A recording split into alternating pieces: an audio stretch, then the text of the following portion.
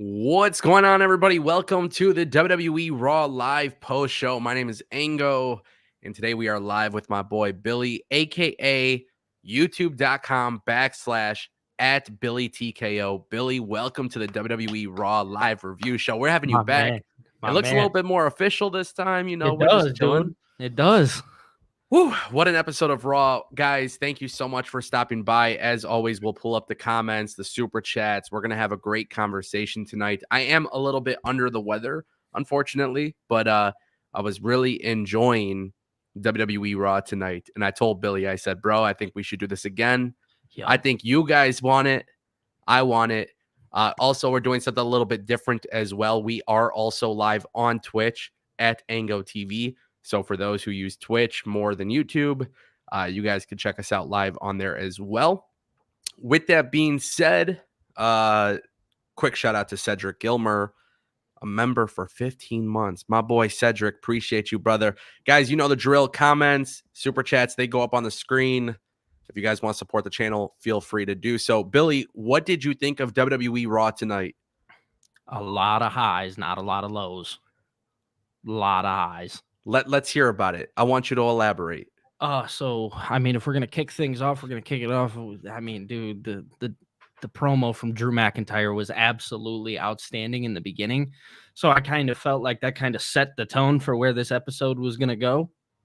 And then obviously through the show, we had some stuff with DIY. We had the Sami Zayn stuff. We also had some Punk references, some Okada references. Just a lot of cool stuff going on tonight. I felt really good about this episode. Yeah, before we could talk about Drew, before we could talk about, some of the things that happened on the show, we got to talk about the way the show ended tonight, because WWE gave us a very, very good match between Seth Rollins and Jey Uso for the WWE World Heavyweight Championship. And Billy, call me crazy, but I feel like this was like a pay-per-view main event level match happening on free TV. Dude, it really was. On free TV, we got like a solid, just no interferences, not until the end, obviously. Just solid, good wrestling. That was exciting. It really felt fun to watch. Yeah, so for those who saw WWE Raw tonight, I definitely want to see how you guys feel um, about the show. But more specifically, let's talk about that main event, because Seth Rollins versus Jey Uso was outstanding.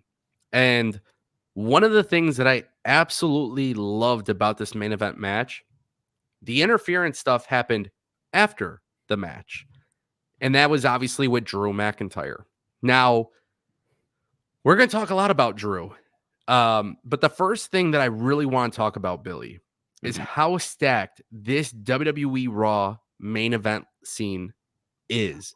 Because I genuinely feel like low key, bro. Not even low key, high key. I feel like WWE Raw's main event, like the way everybody's booked, I think it's very outstanding. unpredictable to see who's going to take the belt off of Seth Rollins. It is. It is. Because you never know what can happen, right? And obviously I get like we're talking future with Punk, you know what I'm saying? But like right now and where we stand, it feels like it really does feel like he could have it taken away at any time. And you don't know who it's gonna be. Because now looking at Drew versus looking at Drew 4 or 5 months ago, I'm like, it makes all the sense in the world. You know what I'm saying? Exactly. Exactly. And the thing that was interesting to me with Drew McIntyre's heel turn, and there was a video that I saw today. Mhm. It's the most logical heel turn in WWE history. Yeah, yeah. Now, for those who don't know what I'm referencing, Billy is new to the wrestling YouTube umbrella, and he made a video which I highly recommend you guys check out. His YouTube link is right underneath his name on the stream. But it's about Drew McIntyre's heel turn. And Drew McIntyre, which, by the way, when you get a fantastic match with Seth Rollins and Jey Uso in the main event, you don't want the shenanigans during the match. You don't want the ref bumps. You just want to show people that this is going to be a banger of a match, progress the story. There's no harm in Jey Uso dropping, getting pinned or whatever. But obviously, Drew McIntyre took out Jey Uso. And obviously earlier in the show, Drew McIntyre beat the living shit out of Sami Zayn, which was a phenomenal match as well. Yeah. There's something about this Drew McIntyre heel turn, which is doing two things for me. One, it's keeping me very, very intrigued on Raw. Like, I don't know what it is about this story, why I'm so intrigued, but this guy, for the reason that he's actually turning heel, I mean, it's very much babyface reasons. Like, Dude, that's what I'm.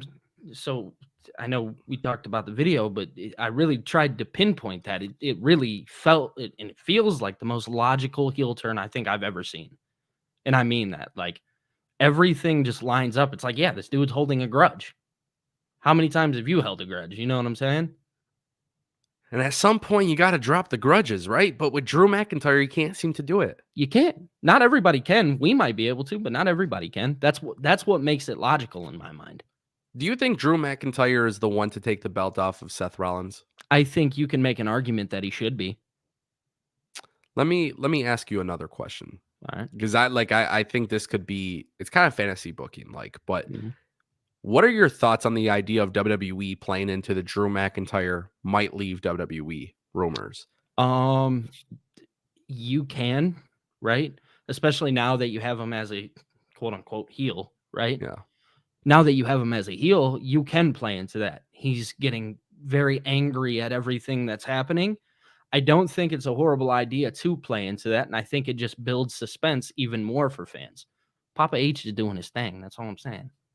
I feel like what they need to do with Drew McIntyre, and it's like it really cemented this like in my mind after he beat the shit out of Jey Uso at the end of the show. But it feels like he needs to be the one to dethrone.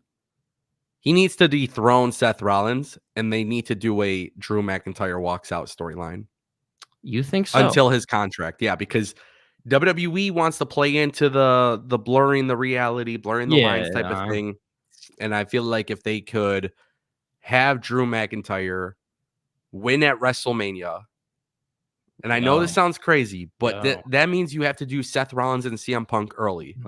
Which I've seen a lot of people say at the Royal Rumble, it makes sense for You could Punk. do it at the Rumble, or you could do it at Elimination Chamber, which is in Australia. Yeah. I want to see Drew McIntyre versus Seth Rollins win, but this time when Drew McIntyre wins the belt, he leaves. He doesn't celebrate with the fans. He Yeah, takes because the he's over belt. the fans. Yeah, he takes the belt and leaves and walks away. And then WWE and Drew McIntyre do a storyline where he's not on TV, but WWE on TV acknowledges the fact that their world champion has walked away. Right. And then maybe he comes back. I don't know. Feels very 2011 of you. Very 2011. And there's a reason why I brought that up was because obviously Drew McIntyre, his opening promo was shooting on CM Punk. Yep. Which I love this whole idea, by the way, of people just everybody hates CM Punk. He's a hypocrite. Yeah, I mean, it feels like so you got some people who, I mean, truth be told, I can't even say some people because on screen, I really haven't. I mean, maybe Cody Rhodes, who just, happy he's here, whatever. But Yeah. on screen, nobody's like really, love this guy. You know what I'm saying? Oh, I mean, Everybody's even Adam Pierce tonight, dude. He's like telling Seth, "Hey, like out of respect for you, like I'm just letting you know, yeah. I'm gonna offer CM Punk an exclusive contract to Raw Yep. next week." Yep. And Seth Rollins obviously isn't happy. It was enjoyable to watch Raw tonight without CM Punk. Yeah. And then you also have to factor in that Randy Orton wasn't there either because now he's exclusive to SmackDown. So Yep. I felt like they did a really good job of addressing that. Really I quickly, agree. I have some shout outs to give.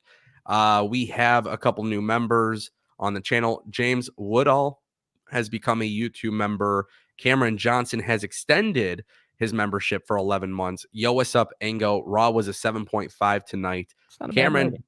I don't think it's a bad rating. I actually only had one complaint tonight. So for that reason, I'm just going to throw it out there now. My rating for tonight's Raw is 8.5 out of 10. I'm going to tell you guys why I docked it. Billy, agree, disagree? I agree. 8.5. Cool. Justin Kennington's membership for 15 months. Okada in WWE would be insane. Buddy, we're going to talk about that shortly. And Billy, that kid 22, has become a YouTube member on the channel, as well as Mike's Auto Detailing. Appreciate all of you guys for becoming a new member and, of course, extending your memberships. Remember, super chats do, in fact, get read on the screen. So if you guys want to drop a super chat, feel free to do that. Consider dropping a super chat, or you could donate on Ango.live. That guarantees your questions, comments get read on the stream or when you become a member on the channel. By the way, guys, I'm not seeing enough emotes in the chat, so please drop those emotes. We got a couple really good ones in there, so definitely don't forget about that. Billy, we got to talk about something. Bring it on. We got to talk about something. I said it's 8.5. There's one thing that really bothered me tonight. I didn't like it. All right. Okay. Guys, please don't get mad. Don't get mad. Okay? Don't get mad. I have no problem with WWE pushing Nia Jax. I have zero problem with Nia Jax getting pushed. I have no problem with WWE building her up, making her feel like a threat. She's improved. She's getting better. I see that with my eyes. Yeah. But I do have a very significant problem with the fact that Shayna Baszler is losing to Nia Jax on Raw after it was made a big deal that Shayna Baszler was the one who basically sent Ronda Rousey to the D show, ROH. The D show? It's the D show, bro. The D show. I shouldn't laugh at that, but yeah. Nah, but like for real though. Like Shayna Baszler, they want to make it a big deal that Shayna Baszler sent, Ronda Rousey away. But then she's getting beat by Nia Jax. Yeah, but do you remember how bad that match really was? Between Shayna and Ronda? Yeah, like the match itself wasn't bad, but do you remember how the fans reacted to that? Yeah, but at the same time, I'm not saying it was amazing, but I'm just saying Shayna Baszler retired Ronda Rousey. Right. So where, why, how, like everything, and we'll talk about the DIY stuff. We'll talk about the good stuff, right? Yeah. But this was the one thing where I was like, oh, Triple H, is that really you backstage? Was that you? Did you write that shit? Brother, man, is that you? Yeah, to some degree, I agree with you. But I also see trying to get Nia Jax over as like this legitimate heel. Sure. And I can also see, with Becky Lynch, we're kind of the one theme of tonight's Monday Night Raw and what I felt was callbacks. Yes. I felt like there were a lot of callbacks to a lot of things, and I feel like having Nia Jax and Becky Lynch, you're calling back to how the man was created. Right? Yeah. So I can agree with you, but at the same time I can disagree because I also understand why Nia could potentially have this spot. And I get, again, Shayna doing everything. So why did it have to be Shayna? That's what I asked that question too. Why? I don't think it needed to be Shayna. Papa H was cooking all night, but then I saw Shayna Baszler lose to Nia Jax. And again, I have no problem with them pushing Nia. Yeah. To be honest with you, for some reason, people really hate when I say this on Twitter, but Nia Jax is great. She's improved. Yeah. She's getting better. She leans very well into her character. I think Nia Jax gets hate on the internet because of the way she's booked, but ultimately, like, to make personal attacks on somebody who has nothing to do with that is just ridiculous. But I just don't like the idea, unfortunately, of Shayna Baszler being the one to get pinned. Yeah. I don't like that. I didn't like the idea of Zoe Stark being pinned last week. I didn't like the idea of Shayna Baszler being pinned this week. And it's fucking sucks. Yeah. I mean, I'm not gonna lie, bro. Realistically, seeing people like that get pinned who really shouldn't be taking a pinfall right now because maybe they can't take the pinfall, you know what I'm saying? Yeah. Like, I get what you're saying. I do. You know what I mean?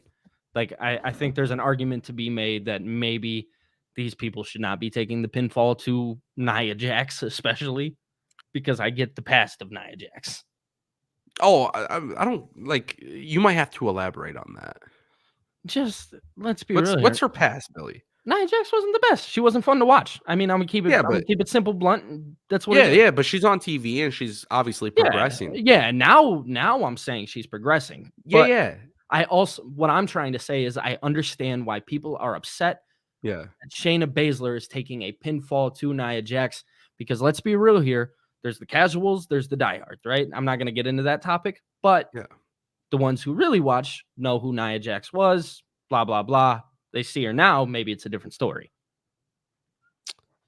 Yeah, my issue has zero to do with Nia. My issue has 100% to do with Triple H booking Shayna Baszler to get pinned. Okay, that's fair. Like, why? Like, like from a storyline standpoint, Yeah. like why did it have to be Zoe and Shayna. Shayna? Yeah, Yeah, I can understand. because she already beat Raquel as well. But I will say this, overall, it makes sense, right? Because now we're going into Becky and Nia. And I'm not gonna lie, I'm not against it. No, I mean, like you said, it's the callback. That's a Yeah. big trend with WWE right now. Is there's a lot of callbacks, Yeah. a lot of minor details that people seem to like. If you're not paying attention, you're missing them. Yeah. It just it sucks. Like I don't want to harp on this for 20 minutes, but Shayna Baszler getting pinned was the reason why I gave the show an 8.5 because it just I think like their women's division has been improving so much, and then it's like, well, you can actually have a really dope champion in Shayna Baszler. Yeah. Especially when you look at how Triple H booked Shayna on NXT, like Yeah. she was a killer. She was. Yeah, the Ace of Spades, is that what it was or something? Yeah, she was the ace, Yeah. So anyways, that's the reason why I gave it an 8.5. But other than that, Triple H was cooking. One decision I absolutely loved from Triple H tonight, and I'm sure a lot of you guys will probably agree. I'm at least thinking you'll agree. DIY. Yeah. DIY beating Imperium in a 2 out of 3 falls match. Good stuff. The crowd is finally starting to actually give a shit about DIY. Thank God. I have something to say about this. Let's hear it. So last week in the gauntlet match, right? I seen everybody on Twitter and when is DIY? When is DIY? And I'm sitting here just in my own little world. Give them time. Give them time. Because you got to understand that these guys are new to this roster and they're new to all these faces. Because you got to remember, not everybody watched NXT. Yeah.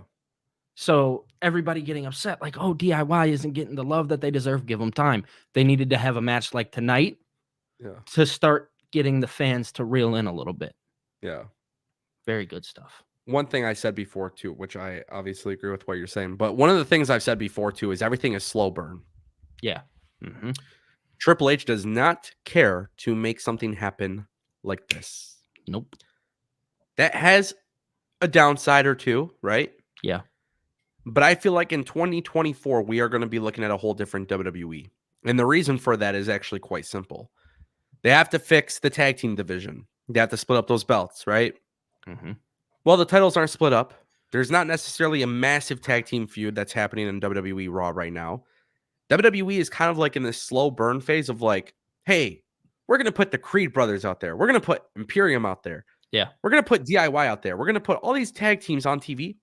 And you know what? We're just going to let them fucking wrestle. We're just going to let them wrestle. Yeah. That's how we're going to get the tag team division back on track. We're just going to let them wrestle. And then eventually we're going to split up the titles. And then you'll finally start to see some things actually get in motion. Yep. And I actually like that. Because with DIY, you're starting to see them get reactions now. Yeah. DIY was not getting reactions when they first, were coming back together. No, they weren't.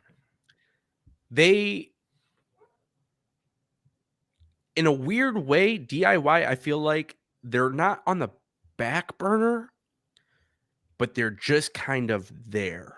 Yeah, you just got to give them time.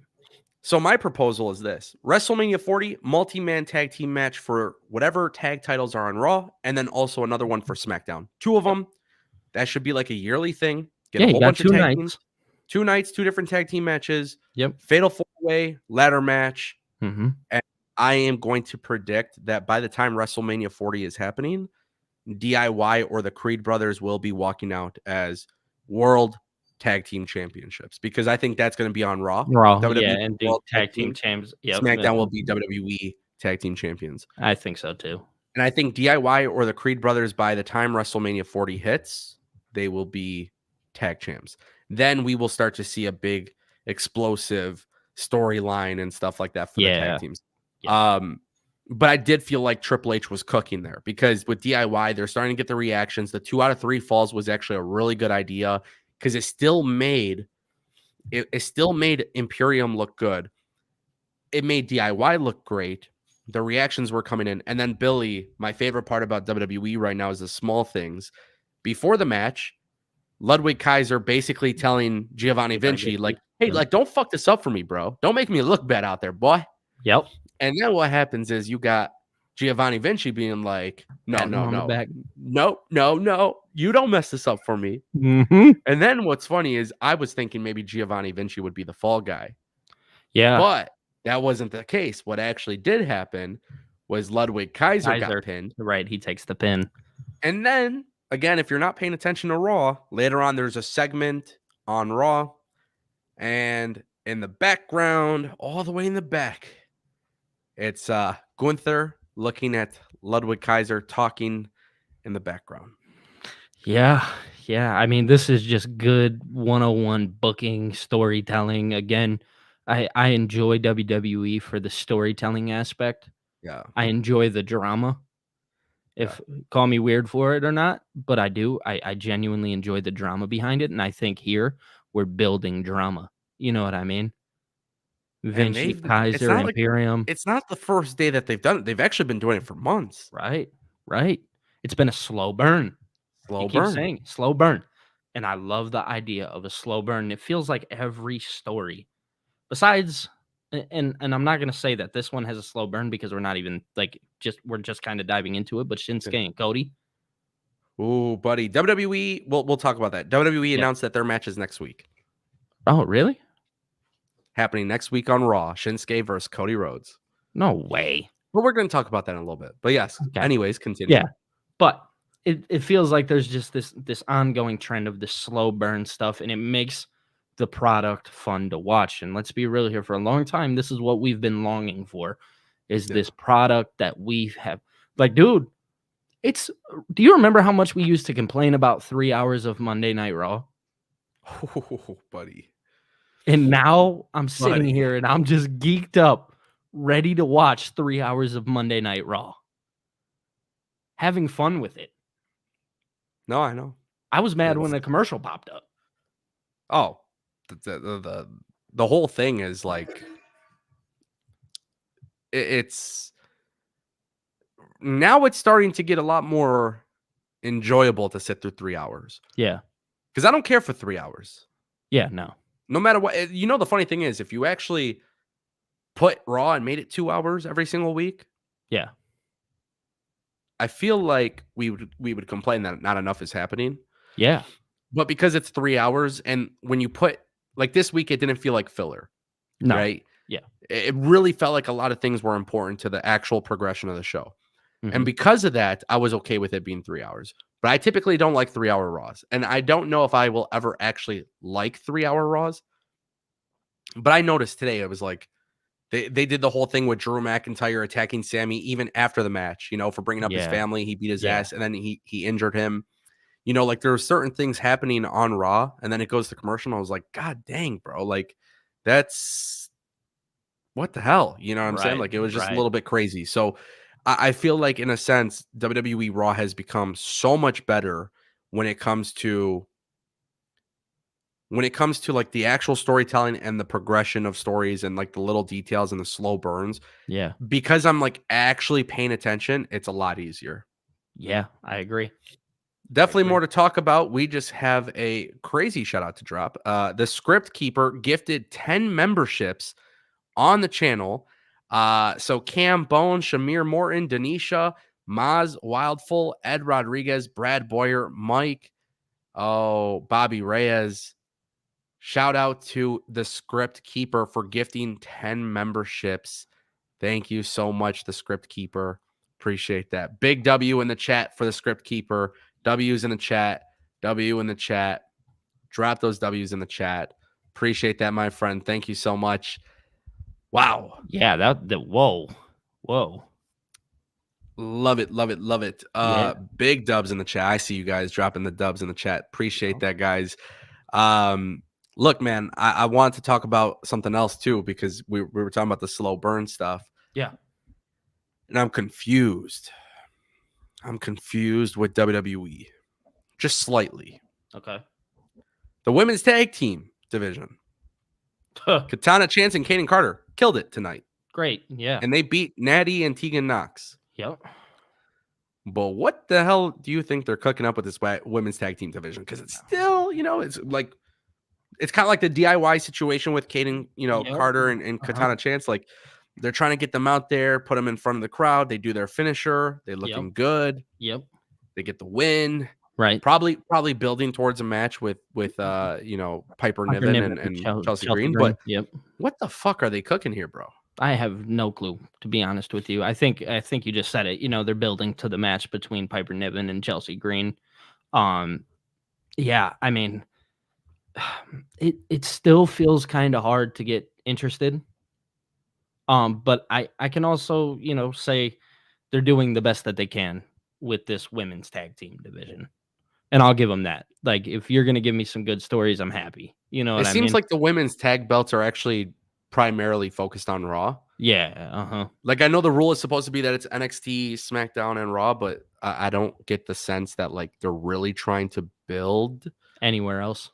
Yeah. And I have no problem with the match. I thought the match was awesome. I'm excited for the potential possibility of Kaden Carter and Katana Chance. Like, I'm excited about them because I feel like they're actually like the one true tag team in WWE's tag team division right now. Yeah, absolutely.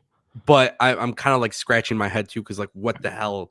Like, if they win the belts, what happens next? You know what I'm saying? Like, there is a little bit of a lack of a future, a vision into the future, I should say, which just sucks, man. Because like, fantasy booking wise, I see Bailey and Mercedes all day. And like how you do, yeah. Fuck it, let's talk about it. Yeah, you think it's gonna happen? I think so. How do you map it out? What are you thinking? Like, what's so obviously number one, we need Mercedes to return to the WWE. That's number one. Number two, I think they're already building to the Bailey kind of fallout, and I'm not saying this is going to happen in a month's time or whatever the case. I'm just saying in some time. You know what I mean? Yeah. I believe that right now, Bailey is going to leave Damage Control. I truthfully do. I believe she's going to leave Damage Control, and they're eventually going to turn on her and whatnot. But I believe we see Mercedes Moné back at some point. I believe it's been a long time coming. I believe this tag team division for the women's really could use it. That's just my honest opinion. I think in due time, we're finally going to see some kind of good feud come out of this women's division. I think it's been longing it for a really long time. And like Ango said, right now there's this main focus on Raw. And I think we need to kind of bring that focus back to all three brands if we're going to continuously do it that way. You know what I'm saying? So it's interesting you bring up the Mercedes thing, because I do believe now more than ever it's probably going to happen. Mm-hmm. And I like the idea of Bailey and Sasha coming together and winning the tag belts. The problem, Billy, where the hell is this division?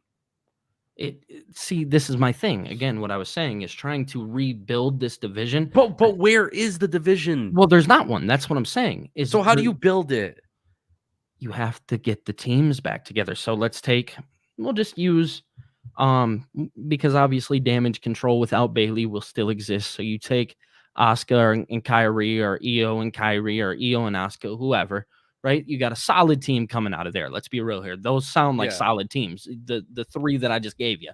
Yeah. Then eventually you get Sasha and Bailey, right? Because they were a team before. And again, this is all just future stuff that we're hoping we see. Yeah. You get those two together, and it's like, okay, now I'm starting to see, we're seeing this upward trend, right? Yeah. You got some of the Raw, if you really want to get Tegan Knox and Natty together as a serious team, I think you can, right? I think with the right storytelling. Sure. Or, I believe that even Piper Niven and Chelsea Green, I think even them could make good storytelling. These people all have opportunities to tell good stories. Do they or do they not? No, I think they do. And you're not even factoring in Isla Dawn and Alba Fire either. Exactly. So those are NXT tag teams. Are they on SmackDown? They're on SmackDown, but they Yeah, haven't been on SmackDown. right. You know what I'm saying? Yeah, So the women's yeah. tag team division has kind of been Right. really doing shit with them.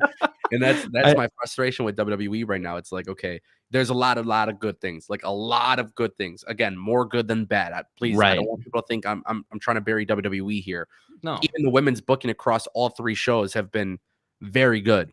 Yeah. But this division, like with the WWE men's tag team division, you're just trying to get tag teams back on TV and show people it's actually a focus again. Even Michael Cole talking about how good the tag team division is getting. We see on SmackDown, the tag team division is even getting better too. But then you're looking at the women's tag team division, and that's like the one thing where like I almost want to just say scrap the division and do mid-card titles for both shows. Yeah, I could see that too. I think you have a good point there, actually. I don't think it hurts bringing in, maybe not both shows. Maybe No, both shows. You got to do it for Raw. You got to do it for SmackDown. If you're going to keep all the titles separate. And one thing too that I want to throw in there, because it's been made actually clear in the chat. Let's throw this up. Ray Parker says Elba, Isla, Tegan, Natalia, Katana, Kaden, Indy, Candice, Piper, Chelsea. They got a few teams to work with right now on the main roster. In NXT, there's Lash and Jakara, Lola and Elektra, Sol Ruka and Palmer, this is very, very true. And I want to bring this up. It's not even like they have a shortage of the division, but unfortunately, Ray, Tegan and Natalia, okay, they're just starting to tag team. Cool. Kaden and Katana, inconsistently booked. Today's win hopefully propels them. You know, we might be prematurely talking about this too, but they haven't been consistently on TV often. Piper and Chelsea are fantastic. The way they formed was fantastic. People got to remember that Sonya got injured, and that's kind of like what changed everything for the women's tag team division. But unfortunately, we're talking still very few women's tag teams. Yeah, because that's not a big list. It's not. No.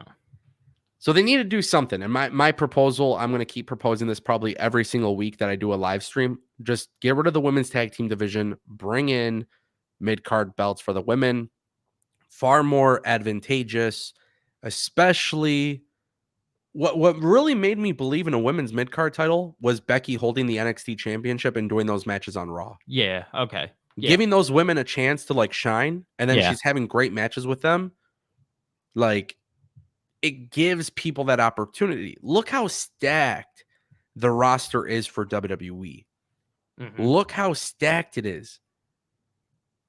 And the reality is it's a lot to juggle. That's why it's not going to be perfect. Yeah, even with all the TV time you get, there's still never enough. I did want to point this out too from Mike. Mike brought this up, and we have to keep this in mind. We are getting a 4 horsewomen of WWE versus Damage Control. Whoa. And so you brought up the Sasha thing.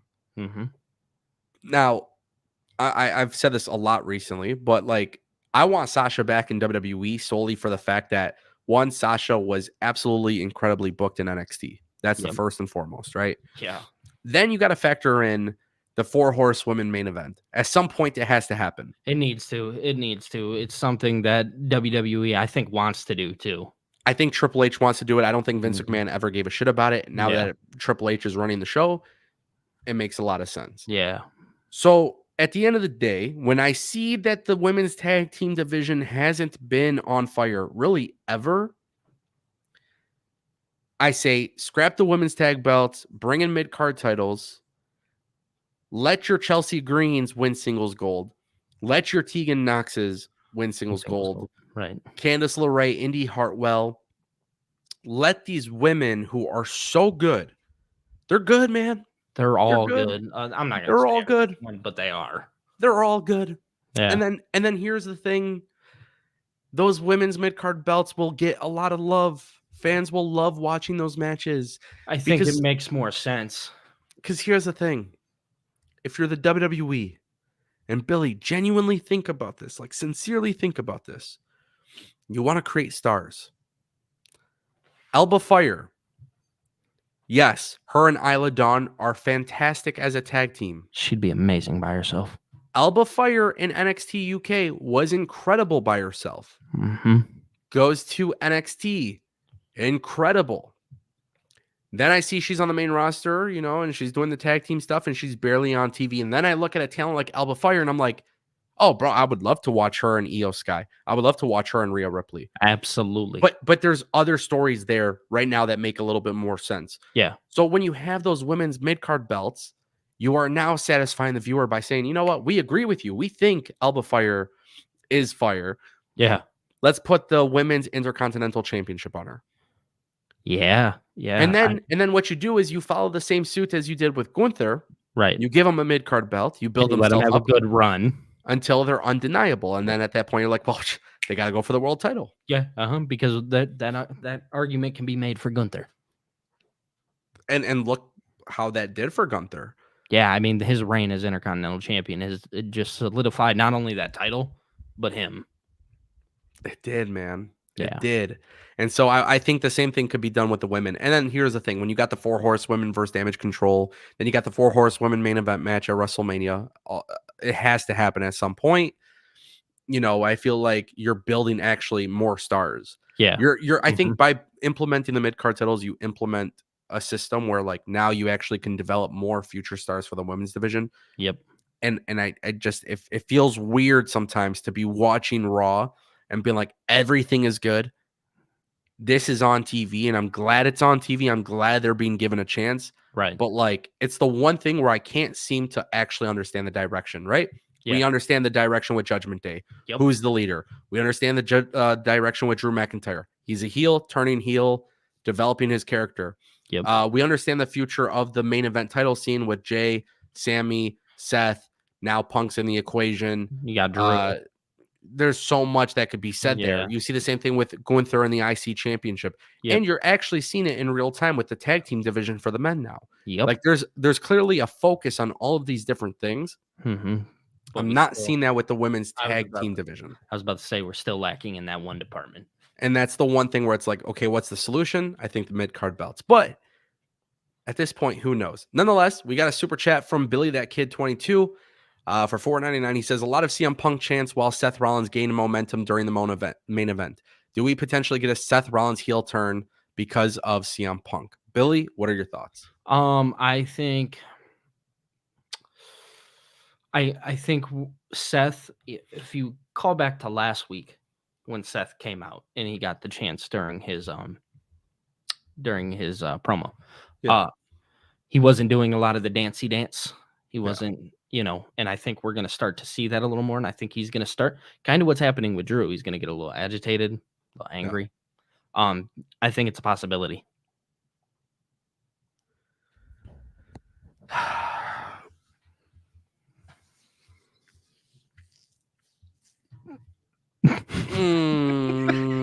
Do you want Seth as a heel? I think Seth works great as a heel. I also think seeing a CM Punk heel turn sounds a little bit better. I still want to see Corporate Man CM Punk.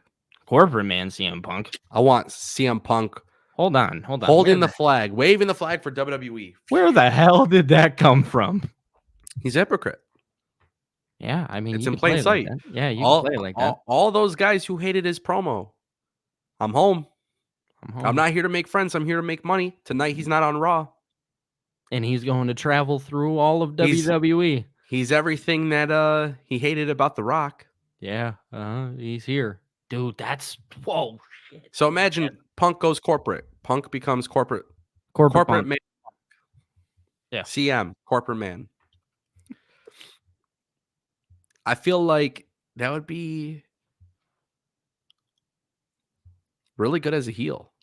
Yeah, hell yeah, that's a great heel run. But it's the opposite of Drew McIntyre. Drew McIntyre is the heel, but like his reason and everything is like babyface. Babyface, yep. CM Punk is like babyface, but he's actually a heel. It's the opposite. Because who doesn't love their employee who's like, I love the WWE. I love the WWE universe. I love you all. My name is CM Punk. I know. Look. I hate WWE. I hate Vince McMahon. I got fired on my wedding day, blah, blah, blah, blah. But then CM Punk is like, I fucking love this company now. Yeah, dude. He's gotten a bag from him. Oh my God. I feel like flag. See, the thing is, I really love Seth Rollins, and I really love Seth Rollins as a heel. And I know this might piss people off because I think Seth Rollins right now is a very good like character and stuff. Yeah.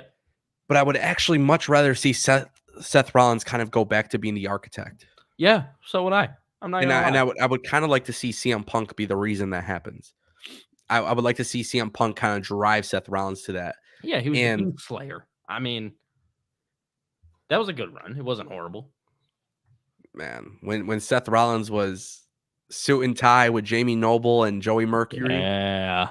that shit was some good, fire, that bro. was some good stuff. That was some And- good stuff. That was right after the Shield, wasn't it? I don't have the brain capacity right now to Yeah. do history. Yeah. But yeah, it wasn't before the Shield, that's for sure. This was like 2017, 2018. I don't know. I can't remember the exact 2016.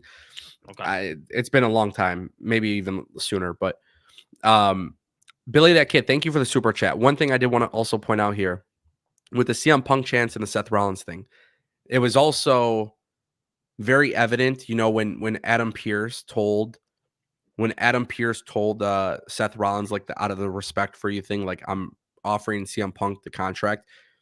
WWE is doing this as a slow burn.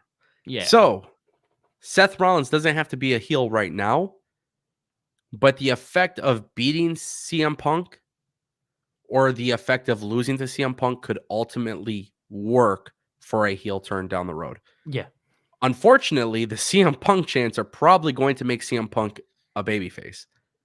So is it babyface versus babyface, or do you use Seth Rollins as a tweener? It's interesting. This is one of the reasons why I love WWE right now, is because there's so much intrigue in the small details.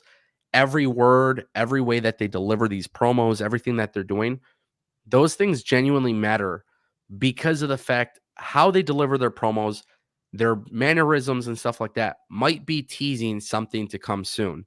And Seth Rollins is actually kind of, in a weird way, he's kind of teasing a heel turn in a way. Yeah.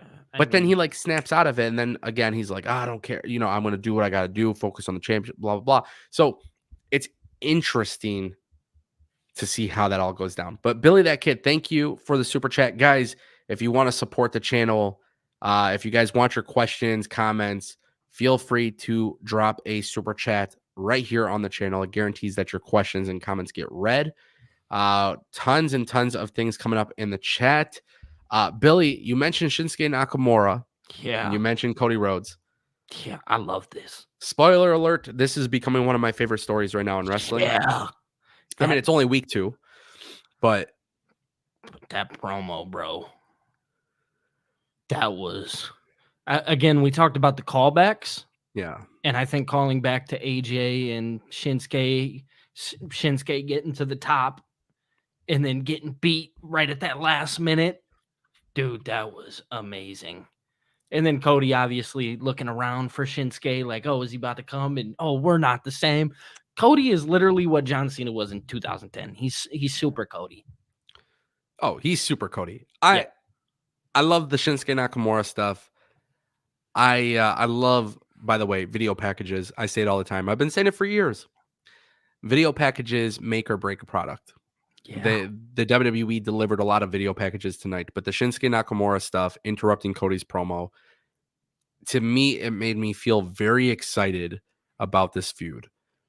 And one of the things that I absolutely love about Shinsuke Nakamura, his path is very similar to Cody's. WWE didn't give Nakamura opportunities in the past. No. Nakamura won the Royal Rumble. He didn't finish his story. Cody Rhodes came in, big debut, won, WrestleMania debut. He comes in and he gets, all these opportunities. He's getting the spotlight. He gets his match against Roman. He doesn't finish his story. Shinsuke is another bump in the road. For some reason, the one thing that keeps me intrigued here is the Okada stuff. Like, it's absolutely insanity to be thinking that there is a potential possibility that Okada could be coming into the WWE.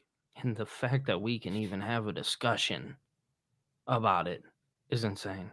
If y'all didn't like the Cody Rhodes teases, and if you didn't like the drama surrounding CM Punk coming back, you might not like what happens with Okada coming to WWE, because I can guarantee you there will be a ton of people. Trust me when I say this. I genuinely believe this with all my heart. If Okada were to sign with WWE, there will be somebody dropping a report saying WWE is rejecting and denying all talks with Okada. It will be the same thing. WWE will not want this to be leaked whatsoever. So if you didn't like the chaos surrounding Cody's WWE return, if you didn't like the chaos surrounding Bray Wyatt's return, if you didn't like the chaos surrounding CM Punk's return, then you won't like that. But Shinsuke delivers this promo. And on top of that, there is also the Michael Cole line on commentary where Michael Cole said, what did he say? He said something chaos. Chaos. Yeah. You got to use that word chaos correctly. And it's not the first time that they've used the word chaos when it's in regards to Nakamura. Right. I was about to say surrounding Shinsuke. 2 weeks in a row, the chaos thing is being teased. For those who need a history lesson, Shinsuke Nakamura used to be the leader of chaos. Then he went to WWE. It became Okada. Beautiful, beautiful stuff. Beautiful stuff. So we get the Shinsuke Cody stuff. Cody wants Shinsuke Nakamura. He wants to fight. Nakamura doesn't show up. Now it gets revealed that next week they're going to be having a singles match on Raw. We didn't have to wait till Royal Rumble. I don't think this will be the only match that we get from them. So, well, we know Cody's going to the Royal Rumble. Yeah. Is there a possibility that Cody doesn't win the Royal Rumble and Shinsuke costs him? Yeah. I think there's a huge possibility of that. Okay.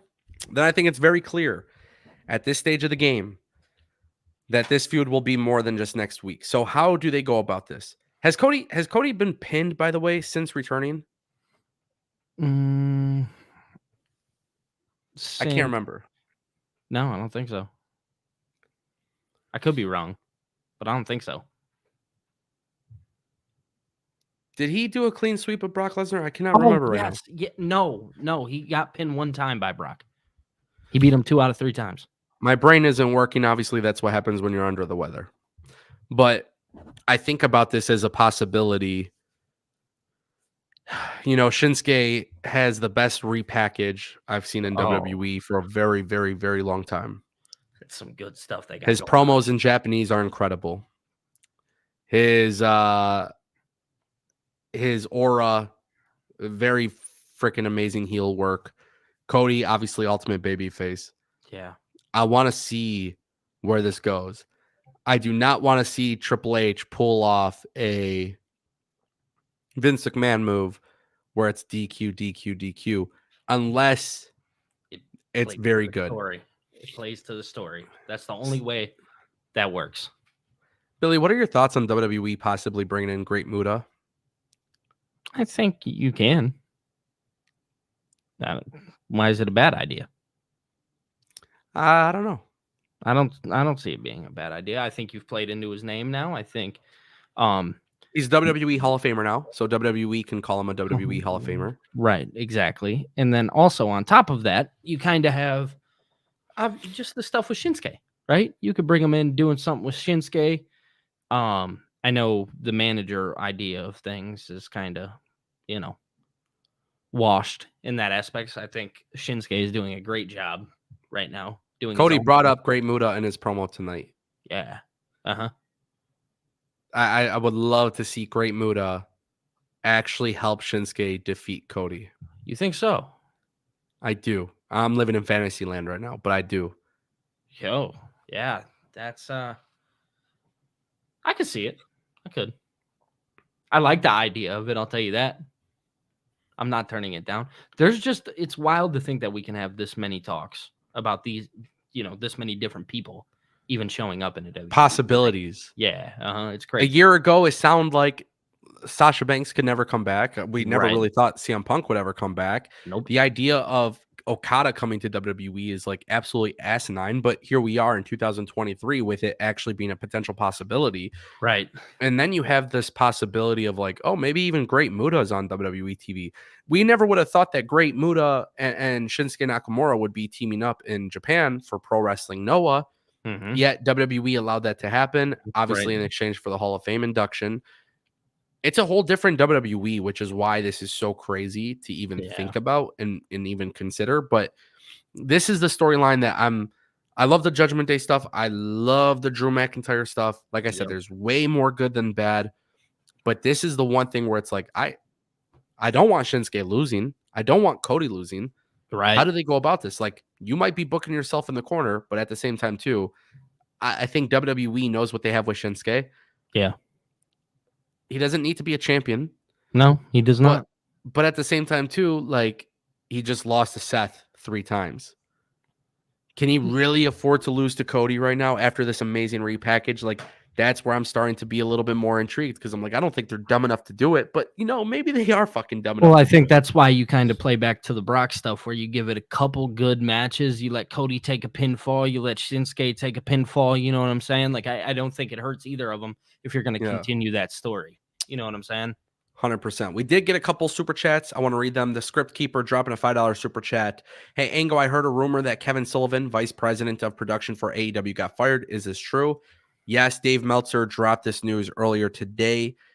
Kevin Sullivan was Kevin Sully Productions. He was the guy that did the production stuff, post-production for Impact Wrestling. Then when AEW formed, AEW brought him and his company in. There really hasn't been a reason for this that's been like made public just yet. I'm going to assume that with the Kevin Sullivan stuff, I seen some stuff on social media where essentially AEW felt like their presentation or something like that is very far removed from what they used to be. I don't know. That's just stuff that you see on Twitter. What I would say is this. AEW's got a lot of stuff to figure out. AEW has to find their identity. I think AEW has to make decisions that will not be popular. Tony Khan says he doesn't fire people. Tony Khan just fired the VP of production. So there probably is a reason for it that we don't know about. It's probably much larger than we even could really think about at this time. But until I hear that reason, I can't really speculate on it. If AEW is trying to find their identity and this is the reason why they did it, yes, it sucks when people lose their job. But the company needs to get back on track. The way to do that is by making tough decisions. And that's unfortunately how it is. It's the same thing that WWE and pretty much virtually any single company in the world does. They have to make business decisions for the betterment of their company. And that's really all it is to it. We did get another super chat from Adam Myron for $5. He says, if I was booking WWE, I would make changes to WWE and storylines. Strip titles, make new champions, make it like young versus old, and like in 2000. What do you think? I don't think there's any issues in WWE right now. Aside from what I was talking about, like with the women's tag team division, I feel like everything else is pretty damn good.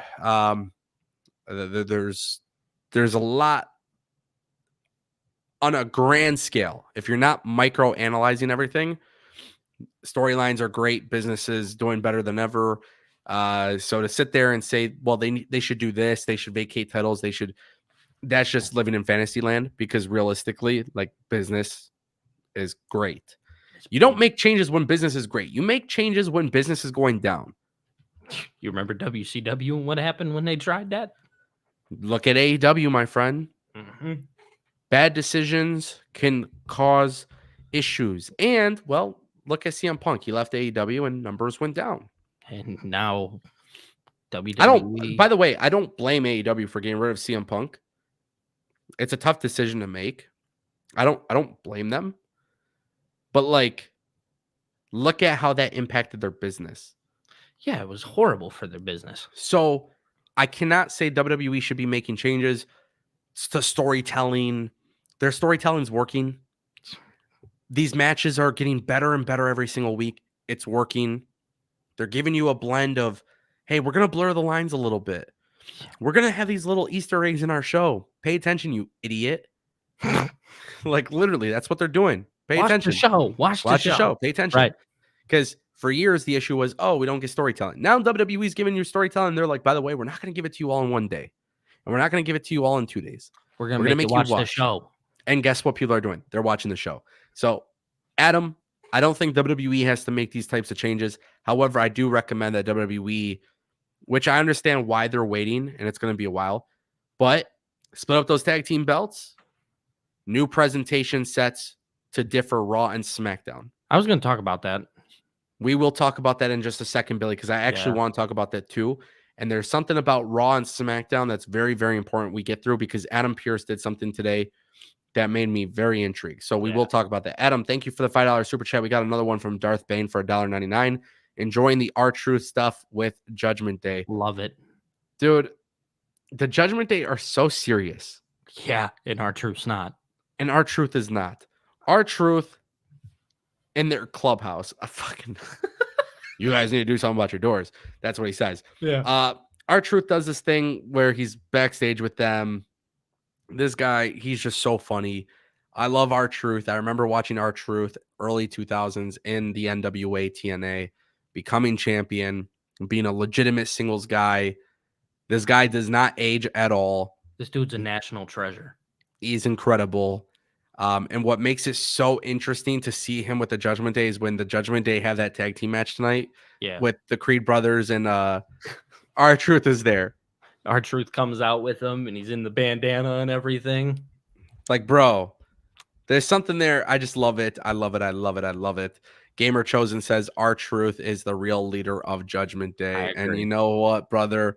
I don't agree with that because the real leader, there is none. That's the story. There is no real leader. But that's what makes it funny. So obviously, R-Truth being involved there, it just adds a little bit of comedy to it. And I do sincerely enjoy that aspect of it. You kind of look back on Sami and the Bloodline when that was all comedy. Exactly. Yeah. You know, and then one of the things that you really do have to factor into is like when you look at WWE right now, you are kind of getting that balance, right? Like you got the DIY tag team match, you got the main event, you had Drew McIntyre versus Sami Zayn. Banger, banger, banger. The women's tag team match was cool. Yep. Then you have New Day, Creed Brothers, and Alpha Academy backstage doing comedy, and then you have R-Truth and Judgment Day doing comedy. You got to have a mixture of everything for your audience. Yep, absolutely. And that's a really big proponent of that, obviously. So that's something to factor in. Thank you, everybody, for those super chats. Don't forget, if you guys want to support the channel, best way to do that, just click that money icon near the chat. Also, if you guys haven't done it yet, check out Billy's YouTube channel, youtube.com/@BillyTKO. He's creating wrestling content on the daily. My man. So definitely check him out. Billy, we talked about the GMs. Yeah. We talked about the GMs, bro. That we did. Hit me. What you got for me? I love it.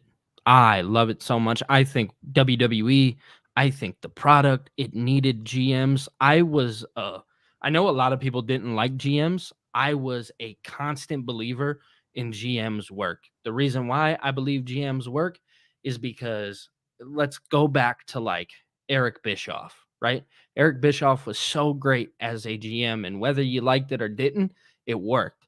Same goes here with Adam Pearce and Nick Aldis. Adam Pearce is playing this very kind of more of the good guy, and Nick Aldis is kind of the tweener here.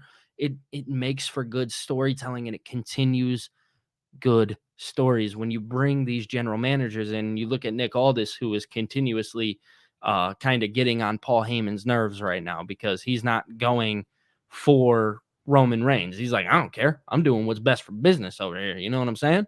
Yeah. Nick Aldis is a perfect example of why GMs work. Adam Pearce is a perfect example of why GMs work. I appreciate it. I love it. It makes for good storytelling. Yeah, I definitely agree. And Billy, one of the things I kind of want to point out too, you know, when it comes to the Judgment Day and it comes to the Bloodline and it comes to all of this different stuff that is currently happening on TV right now, storyline wise, it's gotten to the point where I've always wanted general managers simply for the fact that realistically, You got to have somebody to tidy up the loose ends. That's what you need to do. And so when you have that, and you have these general managers basically making the storylines feel a little bit more real, it adds a little bit more importance to the overall show itself. Yeah. So with Adam Pearce tonight, when he did that segment with Seth Rollins backstage, when I see Adam Pearce talking to Gunther, and then I see Gunther backstage talking, because Gunther says he needs to talk to him, right? And then backstage he's talking to Ludwig. Like these little small details that people are kind of skipping over and stuff, those are things I don't choose to ignore, because now we have a general manager to tidy up all those loose ends. But now I do want to propose something. Okay. We got the Judgment Day Holding Tag Team Championship belts. Yeah. We need those belts to get split. Yeah. Now in the past, WWE would have said, fuck all that. We're doing this, and here's the announcement on a graphic, and that's it. Right. But now you actually can open up this realm of possibilities where you have Adam Pearce and Nick Aldis fighting about it. Right? There's a brand split. Mm-hmm. Yep. My talent should not be showing up on your show. Get your talent off of my show. Oh, right. My tag team championships are now on your show. No. We're going to split up these tag titles. It's the continuity of it. And they have to do that. Yeah. Because again, it allows it to be logical. But secondly, it allows people to really, really, really like get invested in each particular show. I'll tell you why. Last week's Raw was decent. It was solid. It was solid. I had a lot more worse to say last week than this week, right? Yeah. And then I watched SmackDown, and there was clearly a difference. Raw was being ran by Bruce Pritchard, filling in for Triple H as he tries to secure the Warner Bros. Discovery TV deal. And then you had Triple H back in time for SmackDown, and you could tell there was a little bit of a different feel. Yep. SmackDown was really, really good this past week. Then you get Raw tonight, and it was really good. So the thing is, I'm intrigued by each show, but these shows have to differ from each other a little bit. So how do you do that? The general managers do it. Mm-hmm. They're the general ones managers who get do to it. break things off. The idea of them fighting over Randy Orton the other day was beautiful touch. These general managers should be hating each other. They should not be liking each other. And Randy throwing the Raw booklet or whatever reminded me so much of like Batista with, I was like, oh, this is what I like. This is why I watch. And then, but it's cool because it creates a little bit of tension between Adam Pearce and Nick Aldis, and it's an amazing thing because look at it from the perspective of like in the beginning when Nick Aldis came out, he didn't get a pop, bro. People didn't know him. No, they didn't know. They had no clue. We knew who he was, but fans didn't necessarily know because not everybody who sits on that crowd, in the chairs, they're not sitting here watching NWA on YouTube. Some are just with their family. And some people remember him from TNA, but back when he was on Impact, his name was Magnus. It was different. Mm-hmm. Not everybody knows. Right. So now they've made Adam Pearce and Nick Aldis like, it was like a friendly competition thing. Now I'm starting to get the sense like even the way Adam Pearce runs Raw, it's almost like tension. It's almost like fuck you, Nick Aldis. I'm gonna do my show better than yours. Yeah. I'm getting that vibe from watching Raw. I'm getting that vibe from watching SmackDown. I need them to split up those tag titles. I need them to really, really, really hone into that. Well, I play back to like Stephanie McMahon and Eric Bischoff, and the reason why is like, do you remember ratings? And they would have the little, oh, my show's better than yours, dude. Yeah. WWE's been missing that for a really long time. They have been, and the only competition that they have is what the IWC deems as competition. Between AEW and WWE. And I did a video on this like 2 or 3 years ago. I was like, forget about competing with AEW, compete within yourself. Yeah, like you have the two shows. Treat those two brands like two brands. And imagine if Okada came into WWE, right? Imagine if Sasha came back to WWE. Imagine how cool it would be if like Adam Pearce did a segment and he was the one who was responsible for making that happen. And imagine how cool it would be if Nick Aldis is the one taking credit for signing free agents. Like imagine, and I could be totally wrong here, but like, because obviously we got to talk hypotheticals with of course, with Okada because he's not in WWE. But Right. Okada, let's say he comes into WWE and you're Nick Aldis. Not only did you snag Randy Orton, but I snagged the biggest free agent of all time, Okada. Yeah. Nick Aldis and his ego, because of his character, his ego Mhm. would be so filled. Yeah. And then when Adam Pearce brings in Sasha Banks, it's like that intensity, that rivalry between It two just GMs really making the fuels free agent them. signings. The best thing that WWE did was actually treat free agency like free agency. Yeah, I agree. Having CM Punk right now hop from show to show and being like, oh, he's the guy right now. Adam Pearce going to Seth being like, I have to sign him. Dude, that's good storytelling. You know what I mean? And it just makes it feel important. Yeah, I'd agree. I can't remember how many episodes I watched of WWE where things have definitely like not felt important. And I feel like right now in WWE television 2023, I feel like Paul Levesque, I hate saying Triple H because Triple H was a wrestler. Paul Levesque is a genius. Paul Levesque has figured out how to make things feel important. The little things feel important. And it's like, I don't know, man. Like this is one of those things where just, yeah, it's not perfect. Yeah, there's flaws. Yeah, Shayna Baszler lost to Nia Jackson. I fucking hate it. But like, there's so much more good than bad. And I don't remember Right. the last time WWE has actually interested me. It's been a while. You know what I mean? And I Dog, think it's been a long time I since I've think like all year, late last year and this year, I've been pretty much consistent with the fact like, hey, they fixed a lot of the shit that was wrong with them. And yeah, all of a sudden, wrestling fans have this narrative online where it's like, oh, we don't want fucking long burn storytelling. We just want good matches. right.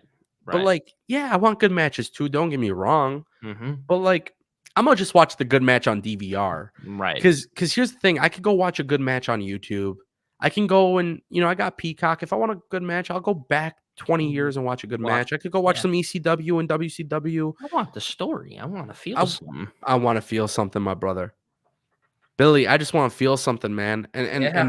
the reality is I'm feeling a lot more optimistic about WWE Me and too. again, it's the loose ends are tidied up and a large percentage of that is due to the fact that they have general managers. Yep. And by the way, I wasn't sure if I had confidence in Nick Aldis as a GM. Not because Nick Aldis is talented or not talented, nothing like that. I love Nick Aldis. I actually Yeah. look at Nick Aldis as like Cody Rhodes and John Cena. Like I was like, Yeah. I knew he was working backstage. I'm like, this fucking guy's gonna kill it. Yeah. And It's gonna be outstanding. then I found out he's gonna be a GM. I'm like, what? But it's been very, very good. And I think it's been very, very exciting to see that kind of like actually transpire on TV. But Yep. again, it kind of goes back to those things I was saying. Like, I need those tag team titles split. Don't do what you would have done 5 years ago with Vince. Turn it into a story. Right. Make it Drew, make sense. Drew McIntyre has an issue with Jey Uso now. Have a general manager come out and find him. Have like, right? If Drew McIntyre is disgruntled and he's pissed off and he may not re-sign with the WWE and stuff like that, whatever it may be, have Adam Pearce backstage with Drew McIntyre trying to fix the relationship. Right. Blend that real world aspect into it. You couldn't have done it without general managers. So I'm very optimistic about that. And I want to point that out. We did get another super chat. Bring it Justin on. Kennington dropped $2 super chat. He says, will TNT and TBS get Raw? I have a lot to say about this. Billy, what are your thoughts on the idea of WWE going to Warner Bros. If it did happen? If it did happen, I think it can happen.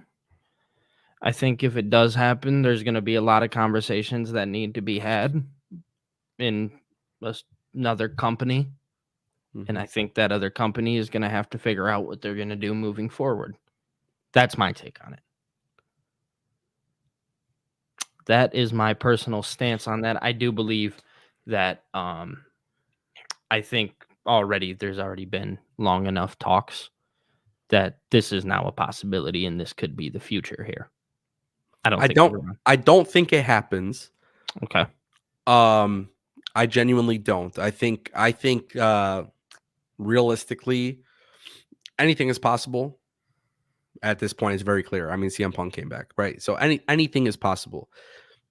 What I will say Justin. I don't think they will get Raw. But I just want you guys to think of how catastrophic this would be for All Elite Wrestling. You said it. I think it would be nail in the coffin. Yeah. I don't think. Here's why. AEW will get the most amount of money in the TV deal with Warner. 100%. That's first and foremost. I think there's other options for AEW that go other places. One place could be like ESPN. They're going to be screwed by ESPN. ESPN will not give a shit about AEW the same way that they would care about MLB, NBA, stuff like that. They get lost in the shuffle. They'd get lost in the shuffle. Then you have other networks that are obviously smaller than Warner Media. So you wouldn't want, like, in terms of the health of the wrestling industry, you would pretty much want WWE not to go there. Right. Because it would effectively hurt a lot of people. Right. With that being said, I will say this. The Raw TV deals is one of the most interesting things to me at this time because I'm looking at Raw from a perspective of like, hey, they're doing really good stuff. Yeah. And they're doing really good stuff at a time where they have very tough competition with Monday Night Football. Yeah. The beauty of this is that WWE doesn't just phone it in. Like, oh, man, we got to go against Monday Night Football. Let's just put out a shitty episode. Like, I don't get that vibe from WWE. It seems like they're really trying, right? Yeah. The good thing is, I feel like any company that brings in WWE knows what WWE's competition is. Yeah. Like, they're fully aware of, like, hey, Raw has to go against Monday Night Football, but WWE Raw is still a top show. Yeah. I feel like for Warner Media, and this is why it's super important that AEW stays with them, Warner Media knew that AEW Rampage and Collision would get low viewership. Like, they knew that ahead of time. Yeah. They were aware of that. They were. They were very aware that AEW, newer company, also getting 2 more shows. They were very aware of the situation, and Warner Media was like, we're still going to work with these guys. They put a lot of trust in AEW. They did. I also want to say one last thing. There is nothing that confirms this whatsoever, but I fully believe it's like a gut feeling. Again, this is just like an educated, hypothetical guess. This is not confirmed. This is not a rumor. This is not a scoop. This is none of that bullshit. But I also think the reason for the Warner Bros. And WWE talks, hear me out, okay? The reason why there was rumors of WBD and WWE getting TV talks, I think secretly Warner Bros. Discovery has a stake in AEW, and they wanted to plant those rumors out there. So that way it looks like, oh, WWE Raw isn't actually the most desired wrestling show because Warner Bros. Discovery ended up turning them down, and they're sticking with AEW. Whoa, okay. So it would make sense if they had a little bit of a stake in AEW. Right, exactly. They're trying to play it down to make it look like AEW is better than WWE. And important, yes. It's just like a weird little feeling that I have in my stomach. That's not a bad one, though. Because you think about like Prime and stuff like that could possibly also get Monday Night Raw. And it's like, okay, those are obviously potential options. Yeah. You know, so I mean, I see what you're saying. That's steep. It is. But I think at the same time, too, if you're AEW and Warner Bros., that's a fucking awesome rumor to lean into. Yeah, hell yeah. It's a great rumor. Now, yeah, people do have to keep in mind, though, David Zaslav from Warner Bros. Discovery, his offices are in LA. He was in LA when Triple H was there last week. I think actually all three of, I think Amazon and all those companies, I think their offices I can imagine. I can imagine it was a conversation that probably did happen. Yeah, I'm sure there could always be a conversation. What makes it very interesting, though, too, is WWE NXT will be moving to the CW, and the CW has 12.5% stake going straight to Warner Bros. Discovery. So Warner Bros. Has a little bit of money in that, too. I'm just saying, I think it is a very, very interesting thing. And it's, I think the TV deal stuff is interesting. I think so do I. I think the best part about the TV deal stuff is like Raw's kicking ass right now. It is very clear that they're trying hard. It is very clear that there's potential suitors out there. I think WWE will announce it, and I think people if it's FX, if it's Amazon, if it's Sci-Fi, if it's USA, if it's fucking Destination America, if it's Pop TV, whatever it may be. They're gonna announce it on like a Thursday morning at like 10 a.m. I think whatever happens, people will be talking. Yeah. And the cool thing is, once we get those TV deals straightened out, we know where the future goes. And then I think we know when to expect WWE's presentation change, right? You know, all that stuff. Mm-hmm. So we're not even done with the full reset for WWE. Right. We haven't moved over to the new networks yet. Exactly. Justin, thank you for that super chat. I appreciate that. Mike did bring up something interesting. He says that is stock manipulation and likely an SEC violation. Look, dude, I didn't say I did the research or anything. I just made a guess. Yeah, that was research right there. That's what that is. Yeah, I don't know. But me personally, when it comes to the Warner Bros. Discovery stuff, it's just I get the feeling that they are behind AEW. Yeah. I really do. And I do think they would entertain anything, obviously. By the way, loyalty in business, shit. It don't exist, bro. It don't mean shit. If you can make me more money, come on. Come on. Yeah. We know this. Yeah. We're not stupid. Right. Exactly. We're not. If you can make me more money, I'll entertain any conversation. Right. Exactly. So just want to throw that out there. Yeah. Billy. Bring it on. We got another super chat. I want to read this to you. All right. Zachary said for $4.99 super chat, he says, I see AEW with Warner Bros. Discovery removing Rampage with Collision, taking Friday head-to-head with SmackDown, and there's a possibility that SmackDown changes nights.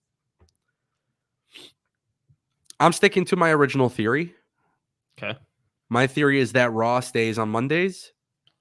SmackDown moves to Tuesdays on USA Network. I hope so. NXT moves to Wednesdays. Not a bad move. Now, Zachary saying, I see AEW removing Rampage with Collision taking Friday. Yep. Going head-to-head with SmackDown. I feel like it's a possibility, by the way. Yeah, absolutely. Because look, either way, they're going to compete with WWE. They're getting their asses handed to them when they go up against pay-per-views on Saturdays. I can see them going to Friday nights. Maybe the ass beating isn't as bad. I don't know. But I'm just being honest. That's where we're at. Right. I would actually prefer, and this sounds crazy, but I would prefer that Rampage doesn't get canceled. I would prefer basically having Rampage as a Sunday night show. Dude, that would be sweet. I know it's tough because AEW doesn't want to compete with Sunday Night Football, but it's not a bad move. I think it would. They should really make it like Sunday Night Heat. That's exactly what I was thinking. Yes, I think something like Sunday Night Heat or Velocity or something like that. Yeah, like I think like Dynamite's Raw, Collision is SmackDown, and then Rampage is Sunday Night Heat. Yep. And here's the thing, right? NXT head to head with AEW. I don't really care about the war aspect. I don't care about the ratings. I know a whole bunch of people will be like, "And AEW had 900,000 and NXT had 500,000," and I'm sitting here like, I don't care. Yeah, me personally, my thing is, there's two reasons why I prefer Monday, Tuesday, Wednesday. By the way, two reasons. One, logistically for WWE talent, if you're not working a house show on the weekend, for example, you just kind of move through the week. You just kind of Monday or Tuesday, Wednesday, whatever, you have a little bit more time to like enjoy the weekend and stuff, right? Exactly. So like from a logistical standpoint, Monday, Tuesday, Wednesday would be better for talent. For me, I'm selfish. Monday, Tuesday, Wednesday, I'm covering Raw on Mondays, SmackDown on Tuesdays, Wednesdays, I cover NXT, Thursdays, I'll cover TNA, and then Friday, Saturday, Sunday, Fridays, I would be doing prediction shows, Saturdays, pay-per-views. Yeah. Like, from a logistical standpoint, for me being selfish, I would love that. Right. You know, and that's why, like, I think there's a far better chance that AEW, and unfortunately, Zach, I have to point this out. You cannot expect Collision to compete with SmackDown when AEW is barely beating NXT. Yeah. There's some weeks where NXT is beating AEW Dynamite. The C show versus AEW's A show, it's very close. Now, if AEW was smoking NXT, I'd be like, okay, try to compete with SmackDown. I don't want to see AEW do that. I genuinely hate the whole idea of the competition side of things. It's like, why can't we enjoy it for what it is? That's just me talking personally. Yeah, I mean, just watch whatever the hell you actually enjoy. Like, Right, exactly. It's healthy for. I get it. You don't have to watch it. the problem is that AEW has that competition. They don't want to have the competition with NFL. Right. And I get that, but at the same time too, it's actually kind of hurting their business because realistically, you could do Dynamite on Wednesdays, Collision on Saturdays, Mm-hmm. Rampage on Fridays at 10. You know, Yeah. it's pre-taped at this point. Who gives a shit about Rampage? Right. But the reason why I don't want Rampage to get canceled is because of the fact that like people are getting paid to be on there. Exactly. You know what I mean? Exactly. I might not watch it. But I might people not are watch it getting paid live. to be there. And I've been pretty transparent about this. Like on a Friday night, bro, like I'll watch SmackDown. I go out after SmackDown. Yeah. Mm-hmm. I don't really Very care to good. watch Rampage live. One, I already know what's happened. It's spoiled for me. That's the first thing. And secondly, it's pre-taped. So because it's pre-taped, I'm literally just going to watch it on DVR. Right. Exactly. And that's if I want to, because I already know what's on there. So like sometimes there's something really, really good, and I'm like, okay, cool. I'll keep it hot with you. I don't watch Rampage. Why? Why don't you watch Rampage, Billy? Yeah. Billy, why don't you watch it? I hope that they're about to come for me. They're gonna be like, why don't this guy watch Rampage? I don't like it. I tried watching. I don't care. Is that bad? Rampage used to be sick back in the day. Does that make me a non-wrestling fan? No, bro, you're supposed to watch everything and like it. You're supposed to watch Monday, Tuesday, Wednesday, Thursday, Friday. I mean, and then, bro, you got to factor in like the other stuff that's on TV. But for me, like my big thing was like Rampage. I actually used to enjoy watching Rampage. Yeah. Like last year in the winter, you know, it's like, well, I'm not going out on a Friday. I remember you telling me that there were like some really good stories that were going on at one point. Yeah. Yeah. And then it became like, it got bad. I don't know. The E show? No, because they don't even have. They don't have 5 shows, so it can't be the E show. That's just me making. They only got 3 shows. Yeah. Yeah. Rampage is definitely the C show. C show, 100%. Collision when it had CM Punk on there. Mm-hmm. And maybe CM Punk really was like a beast. I don't know, but that show, the first few episodes of Collision, was nuts. I watched. I watched every single episode, bro. Yeah. I didn't go out on a Saturday night because I'd be like, this shit is fucking so amazing. Yeah, like Dynamite was getting worse, and then I was like, Collision is the shit. Yeah, like I love Collision, but here's the thing: the faces that you wanted to see too. Yeah, but now it's like I don't really care about Collision. I do like the Continental Classic. That has nothing to do with this, but I do like it. Yeah. Yeah. It's good stuff, man. It's good stuff. I want to say Zachary actually left another comment where he was talking about Sunday nights and the pay-per-view, it being the pay-per-view day. Yes, I see it. My thought process on that is you don't have to do Rampage because it's pre-taped. You don't have to do it at 8:00. You know what I'm saying? I have a better idea. I'm going to cut you off. Okay. Wow, I'm a genius. Ready? Yeah. Screw 0 hour. Rampage goes live on Sundays before pay-per-views. Boom. There you go. Right? Is that a solution? Problem. You just solved your problem. Am I a genius? Am I cooking? I'm just asking, bro. I don't know. I feel like that's a solution though, right? I think so. You just don't pre-tape that week. You say, you know what, we're going live right before the pay-per-view. That's your 0 hour. Right. There you go. The only thing is 0 hour is on YouTube and like Twitter and Twitch and like all the online stuff. Yeah. But yeah, I feel like Sunday night heat did become. Mike left a comment and he said, "Did Sunday night heat come before pay-per-views?" It did. That's why I think it's a good idea. I mean, I would be cool with, like I said, Rampage is a 1 hour show. I like how it feels sometimes, but I just haven't really cared too much about it recently. But definitely interesting. Yeah.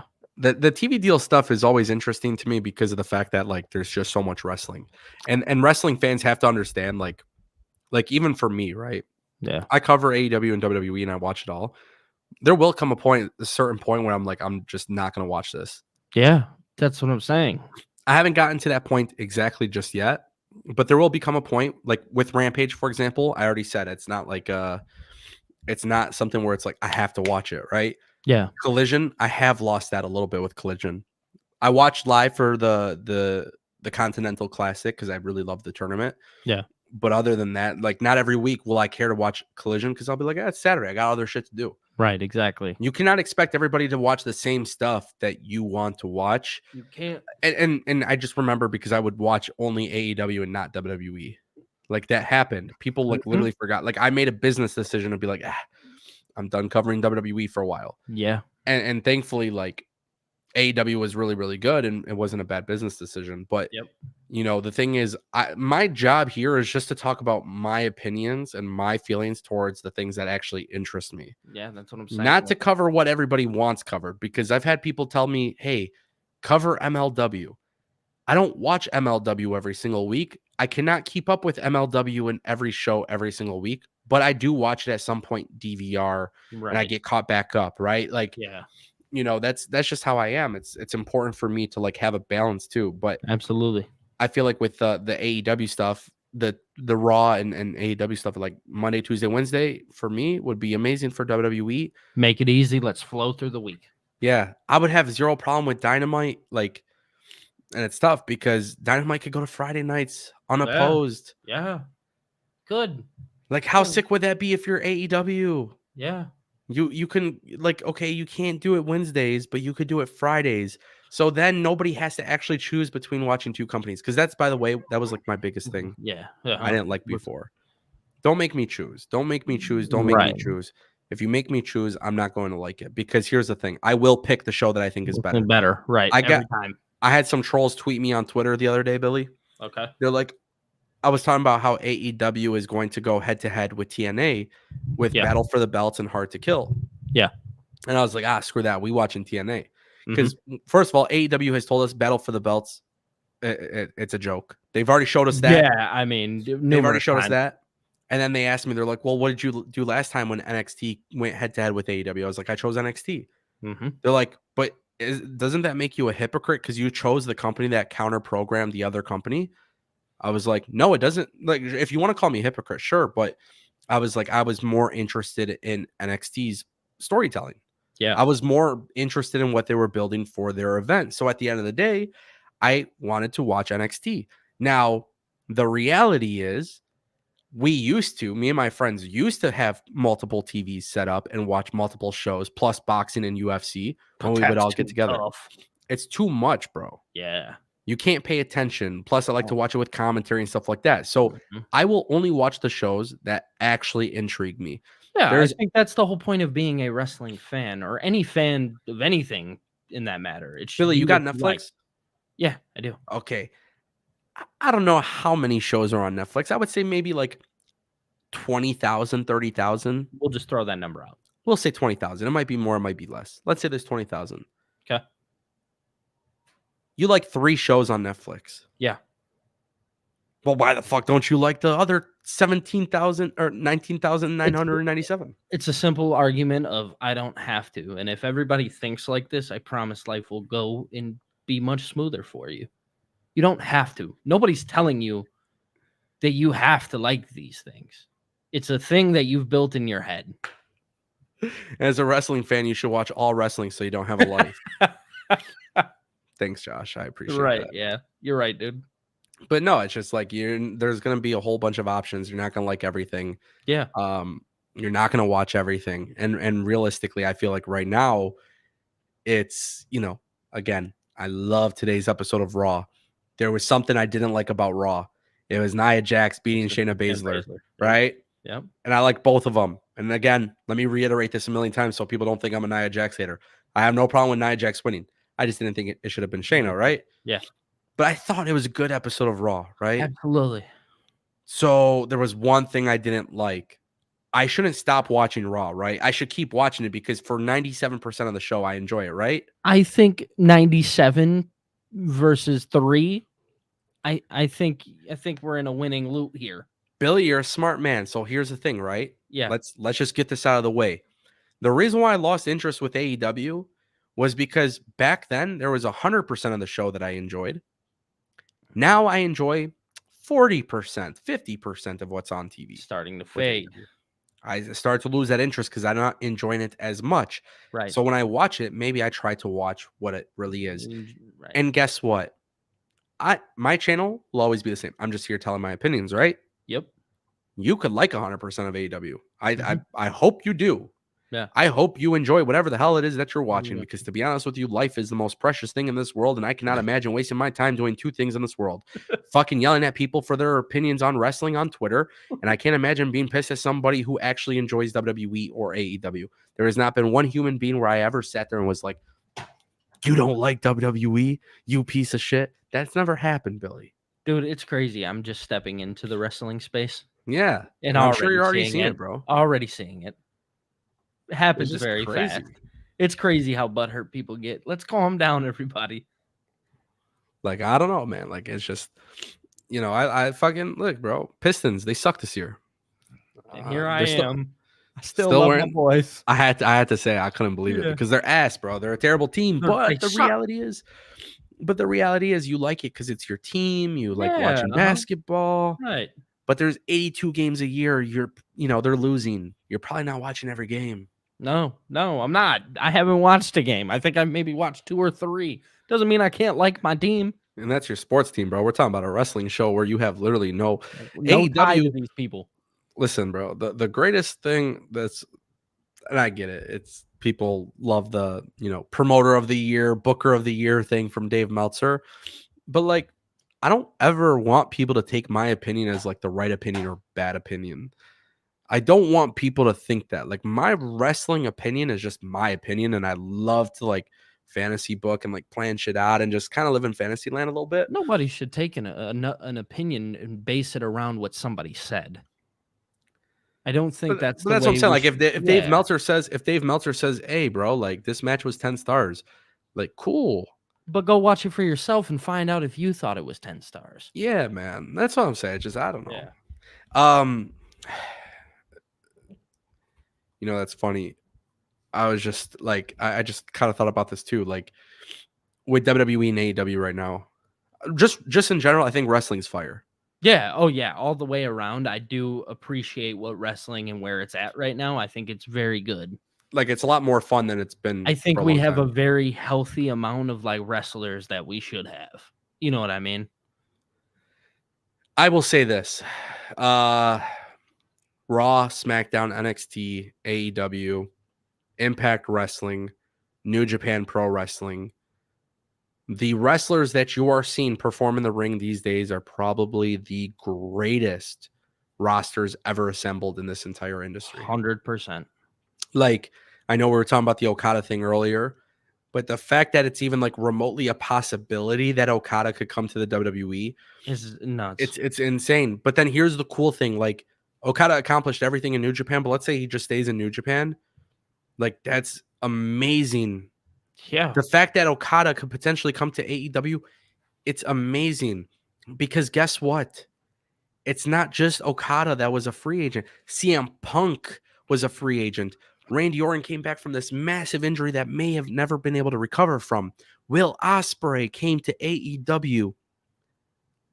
Yeah. Like, I really don't know if there's ever been a time where every company had a stacked roster. Like, it is actually really fucking unbelievable, Billy, being able to say this. AEW doesn't need Okada. No. WWE doesn't need Okada. Okada. No. That's pretty fucking awesome to see where the It's wrestling industry is. insane. It's insane that you could say, like, I mean, I just think about it, like, seeing Punk, flip from AEW to WWE, and just knowing that we're just, I think you said it, we're so healthy right now. Yeah, I seen this comment from Zach. I had to throw it up here. Yeah. I think with TNA returning, we are looking at a solid third option, and I see Riddle signing with TNA. Yeah.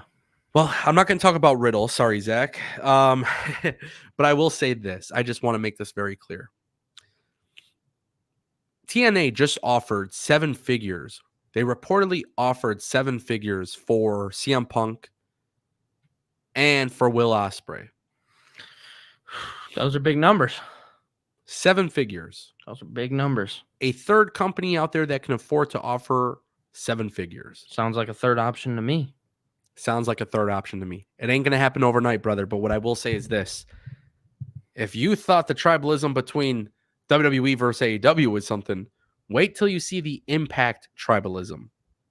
It doesn't exist. Not yet. It didn't exist in 2012. It didn't exist in 2010. Yes, I mean, sure, tribalism exists literally with everything, but like the intensity that it's at right now with social media, it was not like that. In my early days when I first started doing YouTube and like covering wrestling and TNA, and by the way, I only, people actually don't even know this. I think I told you the other day, Billy, I started off covering TNA. Yeah. So with me covering TNA, the reason for that was because like I loved TNA back then. And I'll tell you, I remember at one point, there was a lot of TNA wrestlers who did not like my videos back in the day. Yeah. Back in the day. This was like, I wasn't even Ango yet. Like I, you know, the thing was back in the day, I loved TNA and it was like, hey man, like, I don't know why they did this. I don't know why they did that. Like you're the alternative to WWE. Now you're kind of like becoming like WWE, you know, like it was like that type of thing. Yeah. Now it's like, I look at, first of all, it's different management, different roster, different company. Right. I look at WWE and what they're doing, different management, different company owning them, you know, different roster in a sense, in a certain way. Then you look at AEW, a brand new company that like has a new owner, all these different things. I look at this from the perspective of like, I love the fact like there's people who enjoy AEW. I love the fact that there's people who only enjoy WWE. I do not believe people have to watch everything. No, I don't believe you have to care. Belief. I don't, Billy, you're going to be doing your YouTube stuff. You're making your videos. Yeah. You're not forced to watch anything. No, never. You just do what you enjoy. Watch what you enjoy. That's what I'm trying to tell fans, because when I watched TNA back in the day, I probably missed some really good WWE stuff. Yeah. But I felt like WWE had kind of burned me as a fan. And it just wasn't for you at the time. And that was 10 years ago. Right. But WWE kind of lost me a little bit, and TNA was like the saving grace. Yeah, 2 people years act ago, like go ahead. People act like you can't fall out of love with something and go fall back in love with it later on in life, which is weird. That's a weird way of thinking, and I'm gonna bring it up. But the CM Punk thing, he's a hypocrite. Why is he a hypocrite? Is he wrong for falling out of love with something and then maybe falling back in love with it because things look right for him? That's just me playing into that, but it's a scenario. You know what I mean? Nobody's wrong for doing these things. Just because, we'll just use you as an example, you like AEW and I don't, doesn't mean that you're wrong for liking it and I'm wrong for not. You know what I'm saying? Yeah. That's just how I view it. But it's just crazy that like if I watch it and I like something from AEW, but I don't like the other thing, that gets me hate. I'm a hater. I'm a WWE shill. Right. And to those people, I think they should probably stop trolling, because unfortunately for them, I literally do not give 2 fucks.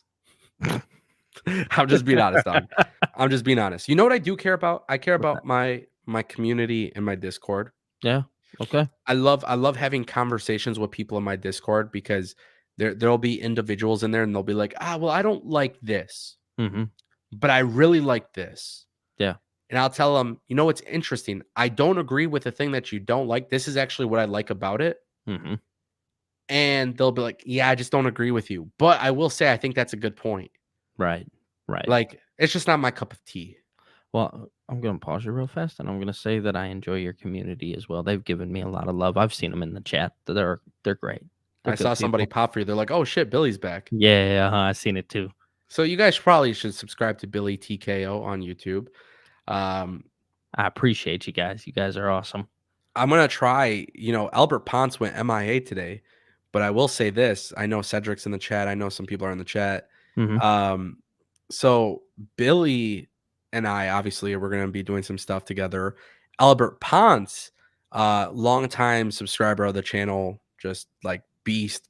Me and Albert have had some really cool conversations when he would call in. Yeah. I mean, sources are telling me that Albert Ponce might be getting like some equipment. He might be Uh-oh. jumping into these review streams. Uh-oh. You Uh-oh. know, at the end of the Uh-oh. day, bro, I just want to have great conversations and That's just all talk that to matters people. at the end of the day, man. And like, I just love wrestling. And I think, I don't love all wrestling. If I said I love all wrestling, I'd be endorsing some pretty bad shit. But for the most part, wrestling right now is really awesome. Yeah. And I think one of the cool things that like I've really learned about wrestling in the last 2 years is how much can change so quickly. Because when I did before AEW was a company and I started talking like, hey, there's going to be a new wrestling company. This is what it's going to be. And I was like looking at this type of stuff. I remember being like just so excited for it. And then I remember AEW came out and I was super excited because it didn't feel like WWE. It was an Yeah. alternative. Yeah. But I always would tell people, and I remember telling you, bro, we had countless conversations back in the day. Like once it was like the first 6 months, there was this thing in the first 6 months where it came out that there was some drama with the EVPs and like Cody and the EVPs like losing some creative freedom. I remember telling you, I was like, there might be too many cooks in the kitchen. This could be a good thing, but we really won't know the effect of it.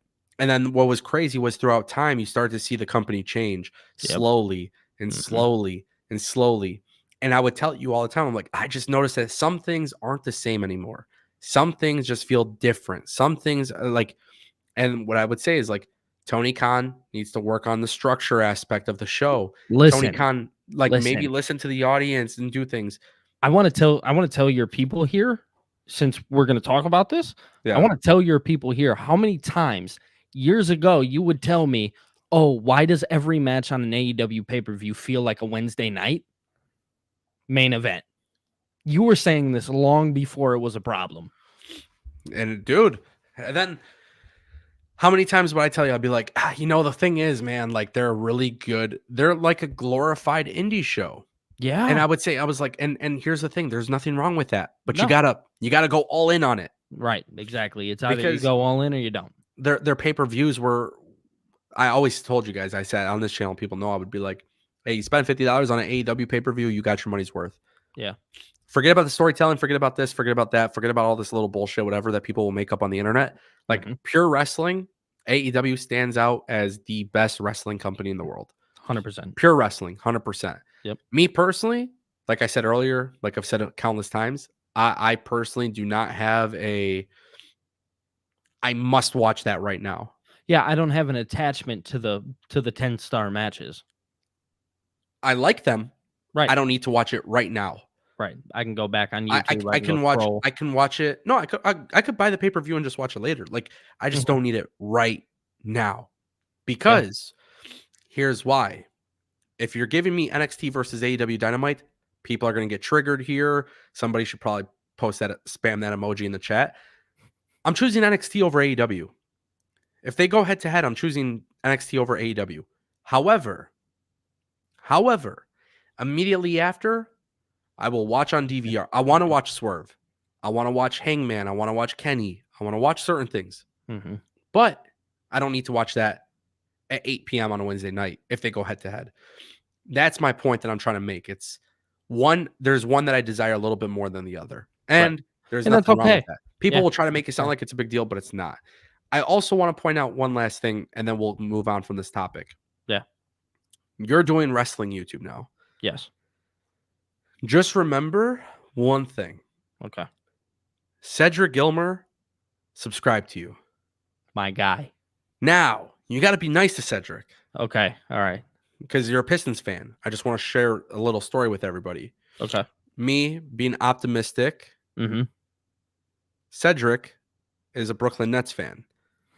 Joe Harris was on the Brooklyn Nets. I was like, oh, not bad. Sweet. We get a guy. He's going to space the floor, shoot threes. Yeah. This has nothing to do with wrestling. No. Billy, Cedric told me, yeah, Joe Harris is ass. And unfortunately, Cedric is right. So treat him good. Yeah, I will. Hey, Joe Harris he's trash right now. Yeah. He trash. Yeah, absolutely. But he looked good with the Nets. Yeah, he did. Yeah, not really. Cedric told me all the things about him on the Nets, and I was like, okay, I see it. But from outside looking in, that's a different conversation. But yeah.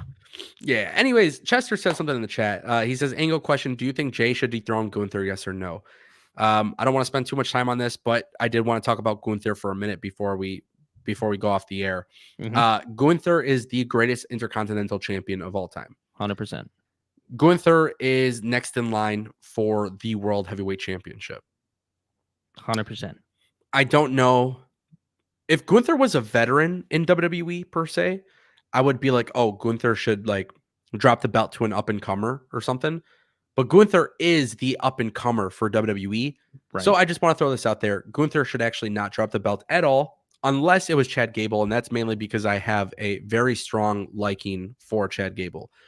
But other than that, I would rather have Gunther just vacate the belt Make it for the seem World legit. Heavyweight Championship. Yeah, uh-huh.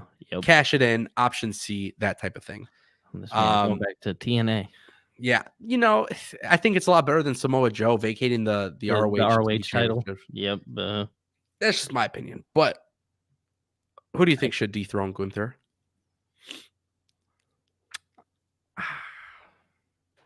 It's questionable.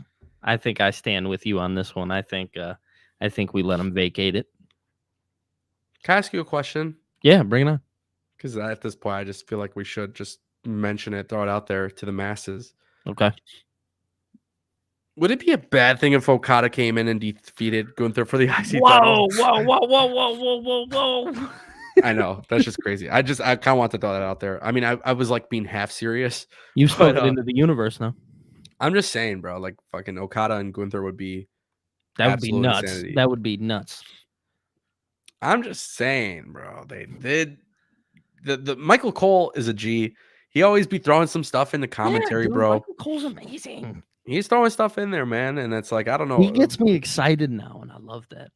The commentary is good, dude. It is. It gets me riled up, makes me all warm and fuzzy. Right there. It's just crazy to think that. Like I said, the Drew McIntyre stuff was fired tonight. Yep. The continuity tonight was off the wall. Yeah, I gave the show an 8.5 out of 10. I stand with you. My only gripe was Shayna losing. I felt like that was just kind of I don't know. It's like it just I'm on a wall with that one. Demoralizing. I'm happy to see that the tag team division is starting to get back up and running. There's a couple things I want to see happen throughout the next few weeks. Me too. But I did want to talk about one more thing. Okay. And this is really interesting because of the fact that CM Punk was not there tonight. Okay. And we didn't talk about CM Punk because he wasn't there. Obviously, Drew McIntyre shot on him a little bit. Right, yeah. But we know he's going to be there next week. He's going to be offered an exclusive contract to Raw. Mm-hmm. What is, like, when it comes to CM Punk, what is your ideal scenario from now until WrestleMania with CM Punk? Like, if you could fantasy book it, if you can, like, write it out, if you were Papa H cooking yourself, like, what would you be doing with CM Punk? Because the contract situation is interesting, and I have a theory. Okay. And it might be a wrong theory, but Billy, I'm going to let you take it away, answer that question, and then I will chime in right after. So my thought process on, let me fix this real quick for you guys. My thought process on CM Punk, I am one of the believers that we eventually need to have him and Seth. And I think him and Seth in the main event of night one of WrestleMania is the route that we should be going. I also believe that you have to let CM Punk win the Royal Rumble. I think that's your guy who wins it. I think we finally get him to that main event. I also understand how regular this is. Friday for sure. Yep. CM Punk's going to interact with Paul Heyman Friday for sure. Yeah, I'd agree. I stand on that one. I think you need to have that interaction right now. I think you kind of have right now CM Punk. You know, he's on SmackDown. Let's talk to Heyman a little bit. Let's drop those little hints for Roman Reigns, because I'm here to tell you eventually that's going to happen. I don't think it'll happen right now, but I do believe that eventually that's something that we get. But Rollins and Punk is the main event. I think Punk wins the Royal Rumble. I think Cody goes on. I actually talked about this in one of my videos recently. I think Cody goes on and wins the Elimination Chamber. I understand that people probably think, oh, Cody needs to win the Rumble. I don't. I'm not a believer in that. I'm a believer in Punk should win the Rumble. Cody should win the Elimination Chamber. You got your 2 main events. You've set them up. You know what I'm saying? Yeah. I think It's interesting because you bring up the Roman Reigns, the Paul Heyman thing. Yeah. Does CM Punk have to be a world champion? He doesn't have to be. I want to see something happen next week. Okay. And I don't know if I'm being a little too extra here, because I might be a little too extra. I'm not going to lie. But what if this possibility were to happen? CM Punk doesn't sign with Raw. He's showing up on SmackDown. What if Nick Aldis tries to be a dirty GM? Because now Adam Pearce revealed his card a little too soon, right? Right, yeah. Well, what if Nick Aldis were to try and offer CM Punk a contract Friday? CM Punk says no. Then what if on Monday Night Raw, Adam Pearce offers CM Punk a contract and he also says no? Whoa. What if they continue this idea of CM Punk being a free agent for a while? CM Punk, again, we're talking about being the corporate man CM Punk. You literally do something with CM Punk, not signing any offers. Yeah. And Seth Rollins baits him into a match. This type of behavior of CM Punk being a hypocrite and everything baits Seth Rollins to wanting a match. Yeah. And then that's how they get the match at Royal Rumble. Because you got to remember, Royal Rumble is in January. It's December 5th today. Like, we have a little bit of time until we get to that point. Yeah. What if CM Punk ultimately baits CM Punk into that match, and then in order to make that match, he eventually sides with Raw? And basically, CM Punk kind of goes on like a side quest for now. Not used often, kind of sparingly. Yeah. You know, whatever it may be. I don't think that's a bad look. But at that point, I would need CM Punk to defeat Seth Rollins if they go that route. Right. That's what. And then if CM Punk becomes World Heavyweight Champion, I actually would love for WWE to steal a page out of Jon Moxley versus Punk, where Punk got squashed. Yep. And then you do that with Gunther and CM Punk. And then you could do that literally at Elimination Chamber. It's not a bad, no. Like, you do it quickly. Like, CM Punk doesn't have a long reign. CM Punk gets squashed by Gunther. And then at that point, I think you have Gunther going into WrestleMania as World Heavyweight Champion. Whoa. And whoever wins the Royal Rumble this year challenges Gunther.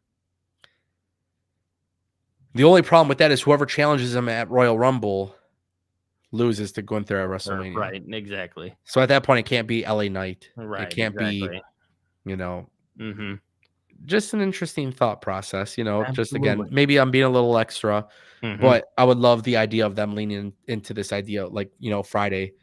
Because again, Adam Pearce already revealed next week he's offering him an exclusive contract. Nick Aldis is like, nope, I got Randy Orton. I want all the free agents. It's going to be nice because we'll get them on Friday and Monday.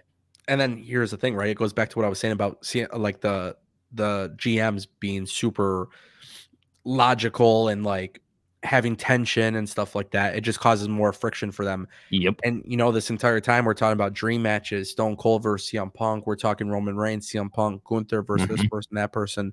But the real dream match, ultimately, at the end of the day, Adam Pearce versus Nick Aldis, two former NWA champions. Let it happen, baby. Money, right? Money. I'm just saying, it's something to think about. Yeah. We did get a super chat from Zachary for $4.99. He says, how about have Roman drop the belt to Randy at the Royal Rumble, have The Rock return and have his match with Roman at Mania, and Cody beats Randy at Mania? That's not bad. That's not bad. What you shaking your head for? Are we too far gone from The Rock and Roman? I love this idea. I do. I'm not going to lie. I love this idea. The problem is it has to be Cody that defeats Roman Reigns. Yeah. I mean, it's so hard for me to change my mind on that. I love this idea because here's the thing. If The Rock returns and it's The Rock versus Roman, Stone Cold versus CM Punk, good Lord, that's a fucking stacked WrestleMania. That's a WrestleMania. Like, that is WrestleMania 40 on steroids. Yeah. That is stacked. So I love this idea, especially when you implement the possibility of Punk versus Stone Cold, right? I hate the idea of Cody defeating anybody other than Roman because Cody lost to Roman. I think we have to finish the story. Now, with that being said, if there was ever a viable option for somebody to take the belt off of Cody Rhodes, it is Randy Orton. It is. We're cooking. We're cooking. It is. That is the most. I mean, if you're going to have that kind of that argument that maybe doesn't drop the belt right away, but his first opponent could easily be Randy Orton, and you have a very, very, very logical story. It doesn't have to be his first opponent. It just has to be the guy that he drops the belt to. Okay. Yeah. Because I don't want Cody to go on a 1-year reign, but I don't want Cody to do 2 years of hard work only to hold the belt for a month. That's what I'm saying. You know what I'm saying?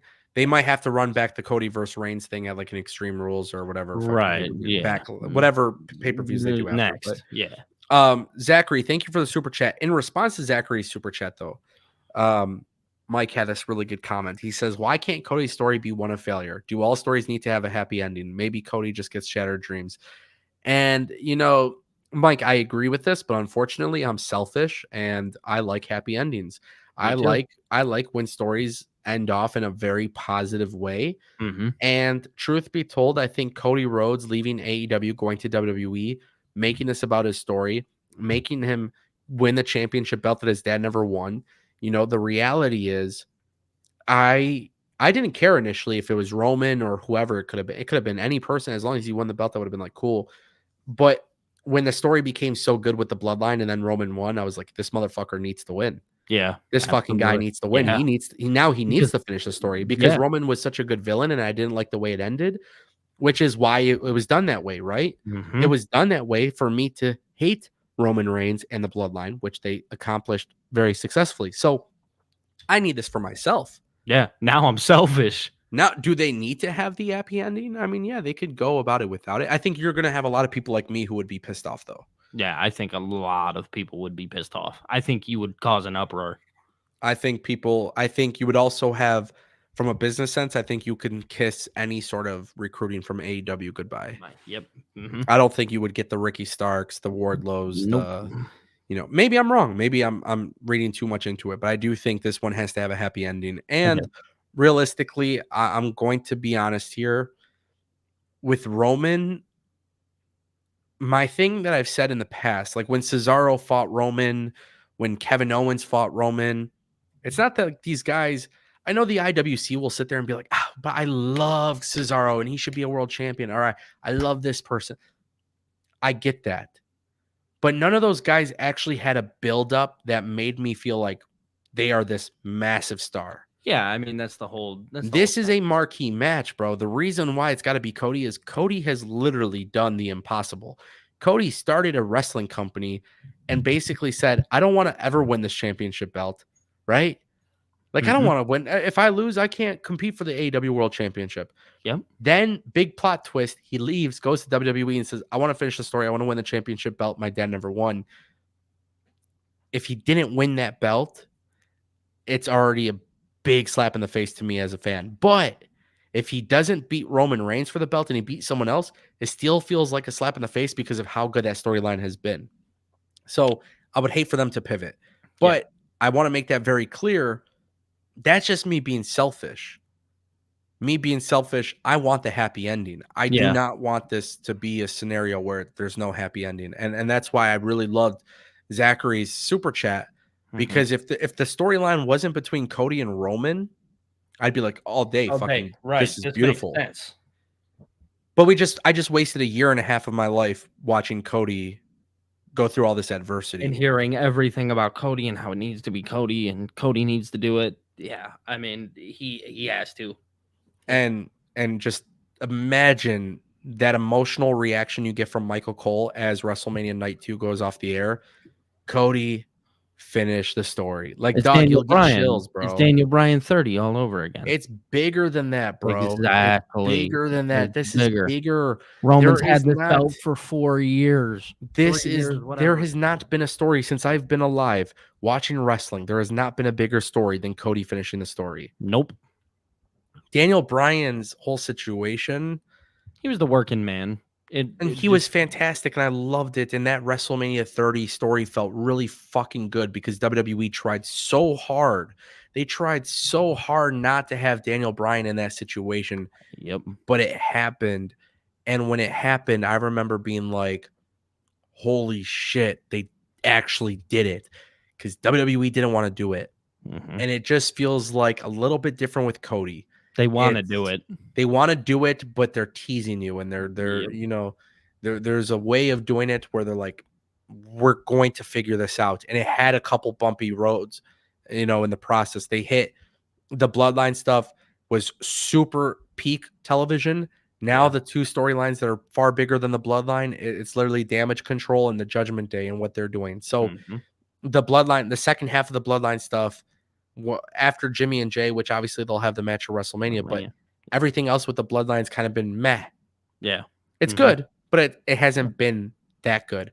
So when you get Cody and Roman, I just feel like that's too massive, and I think he'll pick up. And I actually would not be against the idea of Cody and Roman trading the titles back and forth for a while. Yeah, which that's a whole different topic for a whole different time, but that is something to mention. Right. Zachary, thank you for that $4.99 super chat. Guys, we have just a few minutes left. If you have any more super chats, make sure you guys drop those now. One thing I did want to point out we didn't talk about earlier, no more yeet. I didn't think you were going to bring it up. I had to. I had to. Yay.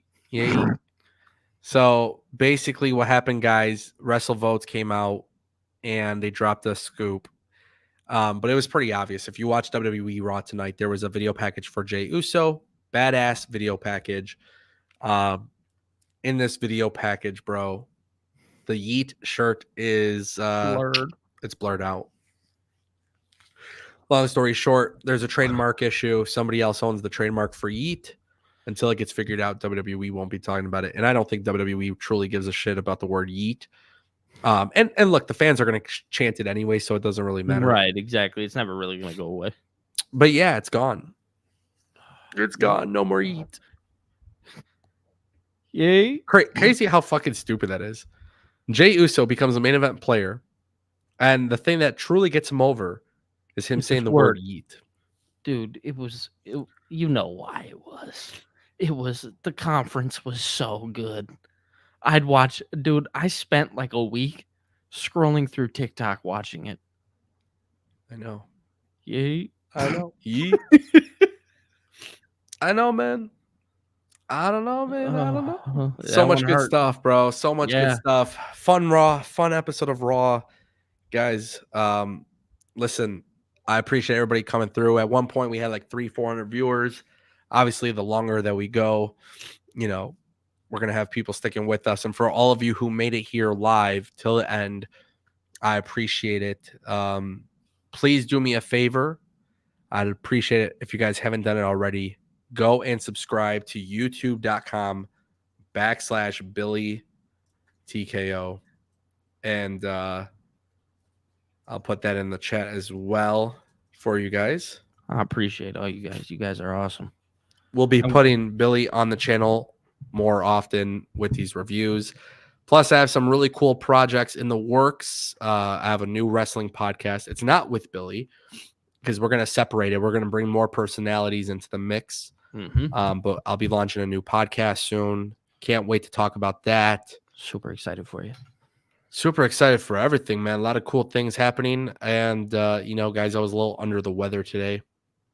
So can we prop Ango for even getting up and doing this today, dude? It's like Michael Jordan flu game, bro. Dude, swear. Nah, I'm kidding. I'm just trolling. But I really enjoyed talking wrestling with you all tonight. And for everybody that came through in the chat and dropped super chats and new memberships and, all of these different things, guys, I really appreciate you all coming through.